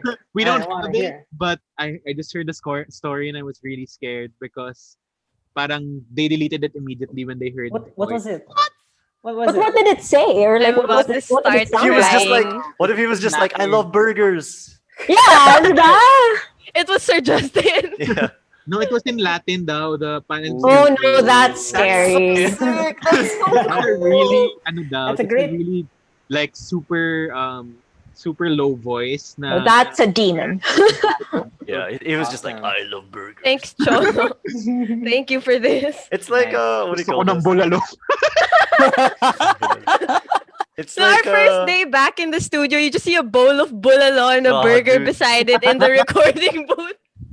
I'm gonna head out. God, that's so cool. Do Siguro, you guys know that they're like licensed exorcists among the Jesuits that teach at the Yeah. Yeah. Wasn't there that story where one of the students was possessed during a Theo class or something, and yeah. she started speaking in Latin? I love that story. Yeah. I'm still a student. Please stop. Father Duck and I refuses to acknowledge any of my accusations, but I'm telling you, man, the guy's seen stuff. so Dren, Wait, yeah, Dren. story siguro before we close the show. I have two relatively short but very interesting stories. One is extremely recent, like last year lang. Oh my God. The other one was when I was in high school. So I'll start with the high school one. So during our 4th year of high school, Emil can, and actually no, everyone from the AHS can testify to this. You have to go on a retreat. Unfortunately, during that year, there was a massive typhoon when we were supposed to go, so we weren't able to go to the usual Sacred Heart Novitiate retreat house. So we had to book another retreat house, which was somewhere in Manila. We went there, and I happened to be roommates with a very good friend of mine. And we all agreed that the retreat house was super creepy, and we really missed the old retreat house. And we just couldn't wait for the retreat to be over. So the entire time we were just like, oh my God, please, like, we just need to get this over with and then we can get out of here. That night, my friend always needs to take medicine before he goes to bed. Unfortunately, that was around lights out time, basically. So, and I was like, can't you just take it without like water? And he pulled out the pill, and it was like this massive pill that I, in my head, like he's gonna choke on that if he tries to take it. So he said, just go with me to get water. And I was like, dude, it's like haunted out there. It's spooky. I'm not gonna go. So what he did was, because the rooms at the retreat house were connected by a bathroom, so we knocked on the bathroom door, woke up our 2 neighbors, and said, can you go with us to go get some water? So there were 4 of us, and so we went out. And the thing is, we were on the 2nd floor, and the water dispenser is on the 1st floor. So we went down to the 1st floor to get the water. And as we were getting the water, you know how that it's like deathly quiet at night, especially at the retreat house. So all we could hear was the water. Yeah. But then, as we were, all huddled around the water dispenser, we heard a tok, tok, tok, tok sound that I was like, what the hell is that? Like, and there's a giant statue in the 1st floor of Mother Mary that usually is placed at the front of the entrance. When we turned around to where the statue was in front of the water dispenser, 10 feet away from the entrance. So at that point, we all ran back towards our Good room idea. in a super panic. We didn't care if we made noise at that point. We just ran back into the room, and then we locked the door behind us. And only after a few seconds, we realized that's not the same Mark. And I turned and I realized there were only 3 of us there Oh my god. instead of 4 of us. Like, that's not the same Mark. And we were like, oh my god, like he's dead. Like the statue like took him. And the bathroom door opened and Mark stepped out and he said, "Where did you guys go?" What? And we were like, "We went to get water. We all went to get water." And he's like, "Yeah, we said that we would go get water. Sabi ko, I was gonna pee. And then when I got out of the bathroom, you guys were gone." There were 4 of us at the water dispenser. Ooh. All 3 of us remember there being 4 of us at the water dispenser. Ooh. I feel like the story just gets like leveled up after every like few Exactly. sentences. So it's The like statue in itself was like, ooh. Yeah, don't The trust next day when religious we figures. woke up, we Man. checked where the statue was, and the nun said that they had moved the statue. Oh. So it was like the ghost had faked us out. Like we thought that was the haunting, but it was actually something else. So Mm. to this day, the others, we don't talk about it. We don't talk about Magandang, like, magandang short film yan. I know, right? Vesuvius levels. very Eerie, ganun. very spooky. The other story, I'll make this quick. Sorry. So me in Star, I was part of the horror unit, and at one point we were trying to figure out like what stories could we tell. And so in our hubris, we were like, you know what? Let's go to Baguio and go to a bunch of haunted places I and remember see if this, something yeah. and see if something happens to us. And I was like, okay, sure. So we went on this thing called a ghost tour, where this guy takes us around to each of the haunted places and explains like what they all were. So at first we were like, oh yeah, let's do it. It's gonna be great. And then when the guy arrived, he was an American who was living in Baguio, and we were like, oh man, and we were like, oh, it's not gonna. Corny. Yeah, it's not gonna be as good as we thought. The guy was carrying around like a boom box that he would play freaky music on while he would tell the stories in a weird, creepy voice like this. So we were all just like, okay, I guess this is whatever. But towards the end of the tour, this is around 9, 10 o'clock in the evening. We were like, oh, we just want to get it over with. We stopped by a Starbucks and we were like, why are we at a Starbucks? And they said, we're not going to the Starbucks, we're going there. And he pointed to the building that was next to the Starbucks. And we were like, okay, whatever. Like, how can this be creepy? It's like right next to the road. There's a Starbucks right there. There's light everywhere.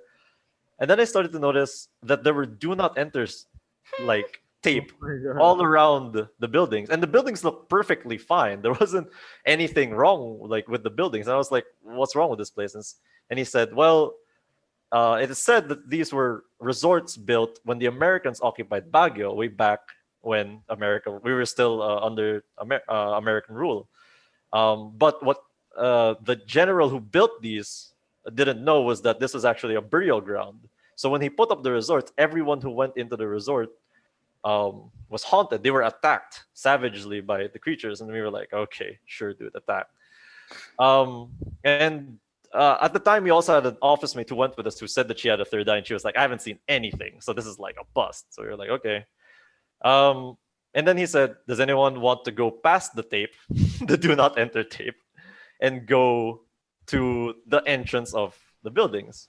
And we were like, and I was like, yeah, you know what, whatever. Like I said, I kind of am brave when it comes to these sort of things, I guess, or I don't believe it as much. So I volunteered, and thankfully, my other office mate, who happens to be part of a religious order, volunteered. So I was like, yes, safe. He's gonna keep me from the danger. So the two of us and him walked towards the house. And you know, I always said it's near a road and it's near a Starbucks. So there were sounds of cars passing. There were, occasionally like a honking sound, people talking at the Starbucks. As we moved towards the building, all of the sound disappeared. It's not like the building was really far. It was only like 20 meters away, but all of the sound disappeared. And it was like I was in a vacuum. I couldn't hear anything. And I turned to Simon, my office mate, to say something. And the guide like put his like hand in front of me and said, like, don't say anything. And I was like, and for some reason I was like, okay, like this is kind of freaky. This is kind of, I don't know. We walked towards the building and he like gestures to us to look inside. And when I look inside, there are like scratch marks on the wall, and it's not like a cat scratch mark. It's like bigger than what I imagine Wolverine's claws from X-Men would be on the wall. And it wasn't like 3, it was like fingers. It was like 5 like lines on the wall. And at that point I was like, I need to like we need to get out of here. So I turn around and I'm like ready to run back to the others. And the guy again like grabs me and like forces me to walk slowly. And as we go back towards the area and what do you call this? He says, 1, if you talk, they will notice you're there. And 2, if you run, they'll know you're running. So we head back as we're heading back to the Airbnb. When we finally get back to the B&B, my office mate who has a third eye says we should go get something to eat before we go back to the B&B. And as we're eating, she says the reason why she didn't volunteer was because when she looked at the resort, there were dozens of ghosts looking at us from inside the resort.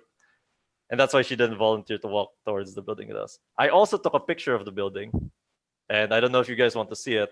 I took the picture without I took the picture with Emil has seen this picture. Yeah, I've seen this. Yeah. I took the picture without any flash, but the Is it building the orbs? but the no. The Orbs. building is glowing. So that there you go. Send it to the group. I don't I understand. don't want this episode to end. Oh, that's fun. Any other ghost stories? I mean, of the other kind. before- Ghosted stories. Ghosts of the other kind. Ghosted stories. Ghosted I'm the stories. ghoster. Marami. Before we Marami. close This out, guy in February, and I thought he really liked me. Every time I go out with someone, I tell them on the first date that I am likely to ghost them if I lose interest. So it's like a fair warning. So that's my ghost story. so, mas gusto niyo bang nanggo-ghost kayo or kayo yung na-ghost? Nang-go-ghost. Hello. Who wants to be ghosted? Neither. Sir, what do you get out of ghosting? Like, if you don't want to be ghosted, then don't ghost. Yeah, but I give them a fair warning at the start. Like, this is what I do. It's like, Disclaimer. it's like in the beginning, if under the ring, when Sadako would just be like, "Listen, if you watch this, Yeah, exactly. it's gonna happen to you." I'm gonna look for the picture. I wonder if I still have it or if it's gone. Just gonna close our eyes. In the middle of Dren's stories, I started playing like a puppy video in the background just to remain, just to keep composure. Because in the middle of his statue story, all of a sudden I heard someone outside screaming "woo!" Like I don't know if the mic That's a picked pretty it cool up. ghost. I don't know if Cholo just planted something outside my house. But I was like, wala puppy kami videos, Hey, puppy Max. videos. I need puppy videos. Max, you wanna get your copy of Wrinkle in Time? So, read the that word page. Read I page don't think 13. I'm gonna Page. touch it in a long time. And Wrinkle in Time is one of my favorite books. Like I've read it more than Sorry. once, Sorry. but I don't know how to Nice. read it again. Just don't read it aloud. That's the rules. Noted. So ano pang mga ghost stories of the other kind ang pwede natin pag-usapan? Baka si Jeremiah may insight. I don't have What's that? any. Sorry. Ooh, no. Yeah, there was like a Oh, sound. sorry. Stop. I was watching a video for work Yeah, and it was sorry. too loud. I don't. Yeah. I don't have any personal ghost stories, but I just want to say, I think more than Philippine ghost stories, in high school when creepypastas became a thing. Oh, yeah. Oh my god, that I still get haunted by like the expressionless today. Like every time I wash my face, I'm like, please let there be not a smiling man in the God. Oh yeah. the bathroom smiling guy. window. Slender Man still freaks me out. Can I just say? Oh, the video Same. game. Jeremiah, you remember? In JSAC, we would Yeah. play Slender Man. We would skip And classes to scream. play Slender Man. My Ay, God. yung Hotel 626. Oh my Oh my God, I Such love a that throwback. game. I would like set because I couldn't play it like at night because I'm too Yeah, much. so you, So you would set your clock, yeah, just so you could play it. oh Oh, my gosh. But yeah, I think it just goes to it speaks of the power of stories like these. Like right now, my bed, I'll show my bed. It's near a window, and one of my greatest fears is I'd wake up and then there's a smiling man. Yeah. What if the Oh man my god! My room is surrounded by windows, by the way. Yes. There's this if you guys are familiar with BuzzFeed Unsolved, Yeah. Yes. Ryan and Shane have their own YouTube channel now, and they have this series called Are You Scared, where they read stories from the internet that are supposed to be true. They have one that's entitled Are You Scared of the Man in front of your window? Go and watch that. It's pretty good. I am genuinely freaked. So Sige. Okay, No I thanks. that kind of indicates our movement to the last part of the show, which is our pop stop or our pop culture recommendations for the week, spooky edition.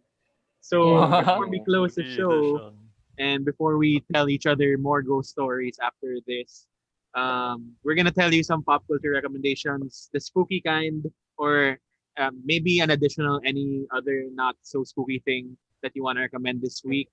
I will just start. I haven't watched this recently, but really one of my favorite shake, rattle, and roll stories ever is yung Class Picture with Kim Chu. That's like Mhm. one of my favorites. And yung MRT or LRT. Oh yes. That was like really Yes. good. So Yes, if you want like to binge some shake, rattle, and roll, it's not as bad as everyone puts it out to be. Yeah, There are it's really not. good episodes out there. And those are some of the two that I like. And in recent years, gusto ko yung parang may si Carla Abellana and Dennis Trillo. I forget the title of the Um, episode, but kind of like it has may zodiac siya na any something eh. Carla Abellana. I'm Then googling it now. My husband's lover. Charot. called Ito ba yung Ulam. ulam? Ulam yan. Ulam. Ulam is the best. That's Super Gerald Tarog. And, Oh, was it? Yeah. ano pa Shout ba? out Direct That Gerald. really I guess scared I me. really love Feng Shui with Chris Aquino. And Feng Shui is also- a classic. Yeah. Yeah, so that's my spooky recommendations for the week. Next. Well, I'll recommend Watcher. It's the only horror thing that I watch. So those Watcher series that Are You Scared really freaks me out. And it's if you're a wimp like me, it's kind of a good horror series or piece of media to get into because Ryan and Shane are very good at like de-stressing the humor or at least like making things feel lighter because they'll inject every now and then with their own funny comments and it just makes you feel like you're not like listening to the stories alone, like you're surrounded by like a friend or something. So it's fun, but still pretty scary because I still honestly get freaked. So that is my spooky recommendation because I don't watch a lot of spooky stuff. But I do want to recommend a non-spooky thing because I just got super into it. And it's been a long time since I watched the series in full in just one sitting. And I really I'm so sorry to my office mates, but I slacked off yesterday because I was just binging it and it was so good. I really want to recommend The Queen's Gambit. It's a Oh, 7-episode yeah. miniseries on Netflix. And whoever said you can't make chess sexy is seriously wrong because this show proved that you can make chess sexy. And it's just really, really Anya good. Taylor-Joy. Yes. One of She's the so love of my great. life. The Witch pala last time. Ka-birthday ko yan, yeah. The Oh, Witch. yeah. The Witch. Lucky. The Witch. And Harry Melling is here too. And I'm just so Yeah. glad that Dudley is doing more things now as an adult. I'm proud of him.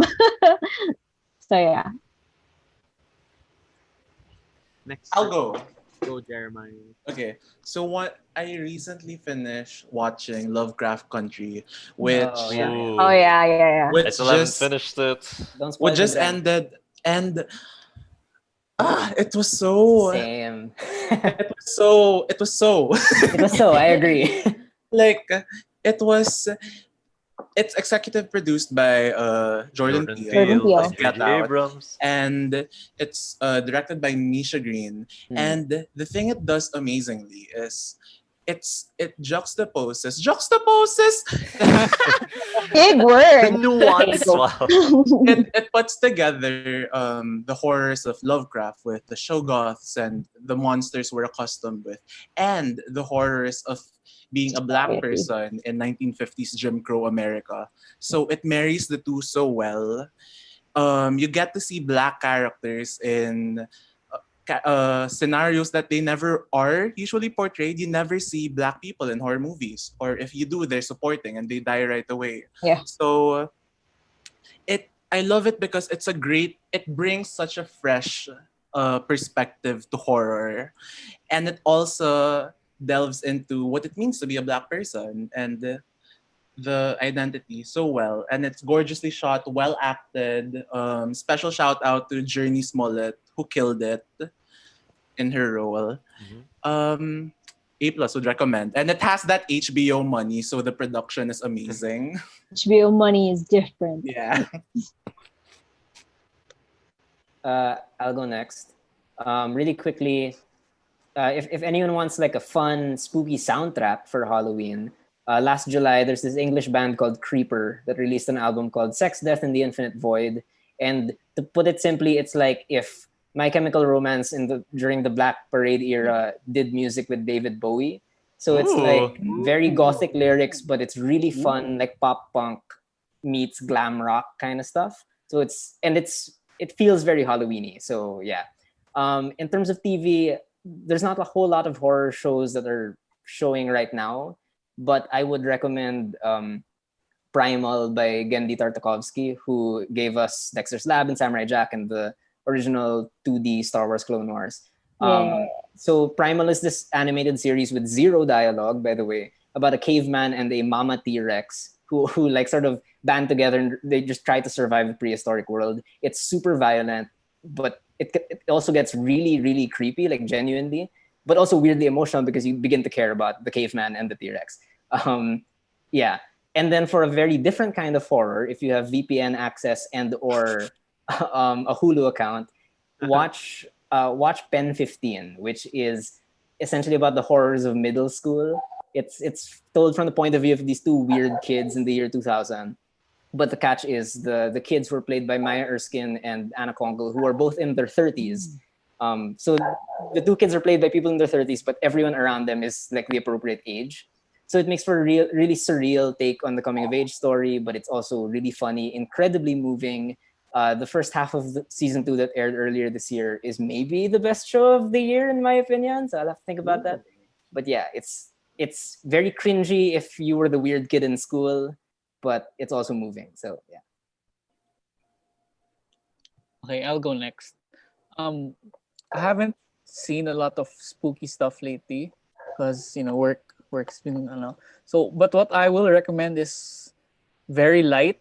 Because when anyone asks me what's the worst thing I've ever seen ever, like I instantly think this is what I always say. The worst thing I've ever watched is this movie called Ghost Shark.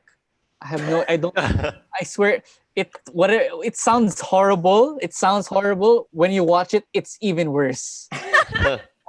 This is the premise of the movie. It's not a spoiler. The premise of the movie is a shark dies, and it appears in any body of water.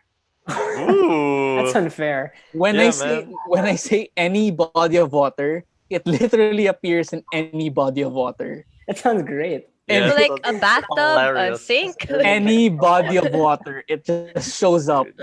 And I swear it's so stupid. I couldn't believe that. It's 2 hours of my life I'm never gonna get. It's 2 hours long. Sounds amazing. It's Oh like my god! I swear. She was washing the dishes. And then she got eaten by a shark. yeah. Sharknado is shaking. I I know. think it's on YouTube. Correct. The whole movie. I think that's Nice. where I saw it. of course, it's just sitting on Of course. YouTube. Yeah. So if you guys want something stupid for your Halloween, then suggest or don't suggest Ghost Shark. My gosh. Yeah. Shout out to Sam Wong for introducing that to me. It's the worst thing ever. Thanks, I guess. It's so bad. Thanks, I guess. Things I hated it. Okay, I'll go next. So I feel like when we talk about Halloween movies, I always give the same wholesome movies over and over again, and that's like Nightmare Before Christmas, Hocus Pocus, Twitches, Halloween Town, those classic Disney Max. Halloween Aw. stuff that make you just senti. But there is this new show. it's spooky, but it's not scary or even Halloweeny. It's called Julie and the Phantoms, and it's about this girl who has a band, and everyone in her band is a ghost. Like, okay, Yeah. this isn't a spoiler. This is the premise. They had died 25 years before the events of the show, and then they only appear when, like, Julie can see them all the time, but the audience can only hear them perform. But when Julie's singing, that's the only time the audience can see them perform. So she passes them off as holograms. And like, it's great. The story is nice. The music is so good. Like, I really love it. I'm a Charlie Gillespie stan all the way. Like, seriously. You have time, watch it. And super not spooky recommendation. I dropped my first single on all digital platforms yesterday. Yes, It's let's plug. called Nobody Cares by me, Maxine Cruz, featuring Manuel Legarda of Razorback and of Wolfgang. So if you're in this Zoom, everyone here is required to stream it 10 times each. If you're in the audience, 5 Grabe. times lang. All Got right. it. Got it. Congrats on that, man. Thank you. Congrats. Thank you. Am I last? Yeah, Dren. Yeah. I'll recommend a couple of things. The first is a Russian science fiction horror movie called Sputnik, and it came out this year. It's about two astronauts who, during the Cold War era, come back to Earth with an unwanted organism. And it's fantastic. It's like if the movie Alive was good. If you guys saw the movie Alive, with Ryan Reynolds. Okay. Yeah. It does a great job. The effects are amazing. It has a great twist. It's very heartwarming. It's spooky, and it's the usual monster killing people type thing. But it has it's also sort of like what I think Marvel has been trying to do with Venom for the longest time. The idea of like a symbiote and the relationship between a symbiote and a host. So I think I really enjoyed it. So yeah, and I'm not sure if I recommended this before, so I'm hesitating to recommend it again. But this is my not spooky recommendation. There's an artist called Park Yeon, who is also known as Hafelt. She was one of the Wonder Girls, if you guys know the Wonder Girls. Nobody and- but you. Yeah, they sang Nobody But You, which I think is probably the way most people know them. But she went on to have a solo career, and she has an album called oh my god, what is it called? She has, or rather, I guess I'd actually recommend a specific song. It's called How to Love. It's a very jazzy. It's completely not K-pop, but it's also completely K-pop. And that's why I love it so much. She also has another song called Life Sucks, which I listen to often, and it really is just a song about how life sucks. But it's great because it's jazzy and it's completely unexpected in a K-pop album. So yeah, her name is Ha colon then Felt Felt. Oh, Sakto. time's up. Have felt that joke. I instant regret recommending. I think Dren also wants to recommend a really good album that came out recently before we end. No. No? No? You're not gonna say it? Ooh. Oh, You're not- wow. Ooh. I do actually. Devices released a new song. Yeah. My good friend Eric Gatchalian band. Kala ko yung And twice. Andrea Ramos. Oh, I thought you were gonna say Same, akala twice ko too. Same. Okay, you know what? Since Twice released a new album, if you haven't listened to it, you're dead to me. It's an amazing album. It's gonna win album of the year. Fine, there I said. Yes, it's so good. I listened No, to but it. really, it's genuinely amazing. I wasn't completely hooked on the title track, but the album itself, I think, is probably my favorite Twice album. Yeah, not everything kasi parang not all the albums, at least the ones I listened to this year, are like cohesive sounding, but this one has really good prod, has really catchy songs, and that retro vibe that K-pop is starting to get into now. Like every year, K-pop Yeah. wants to do something. This year, it's like disco. Yes. And Home Run by 17 is also really 17, yeah.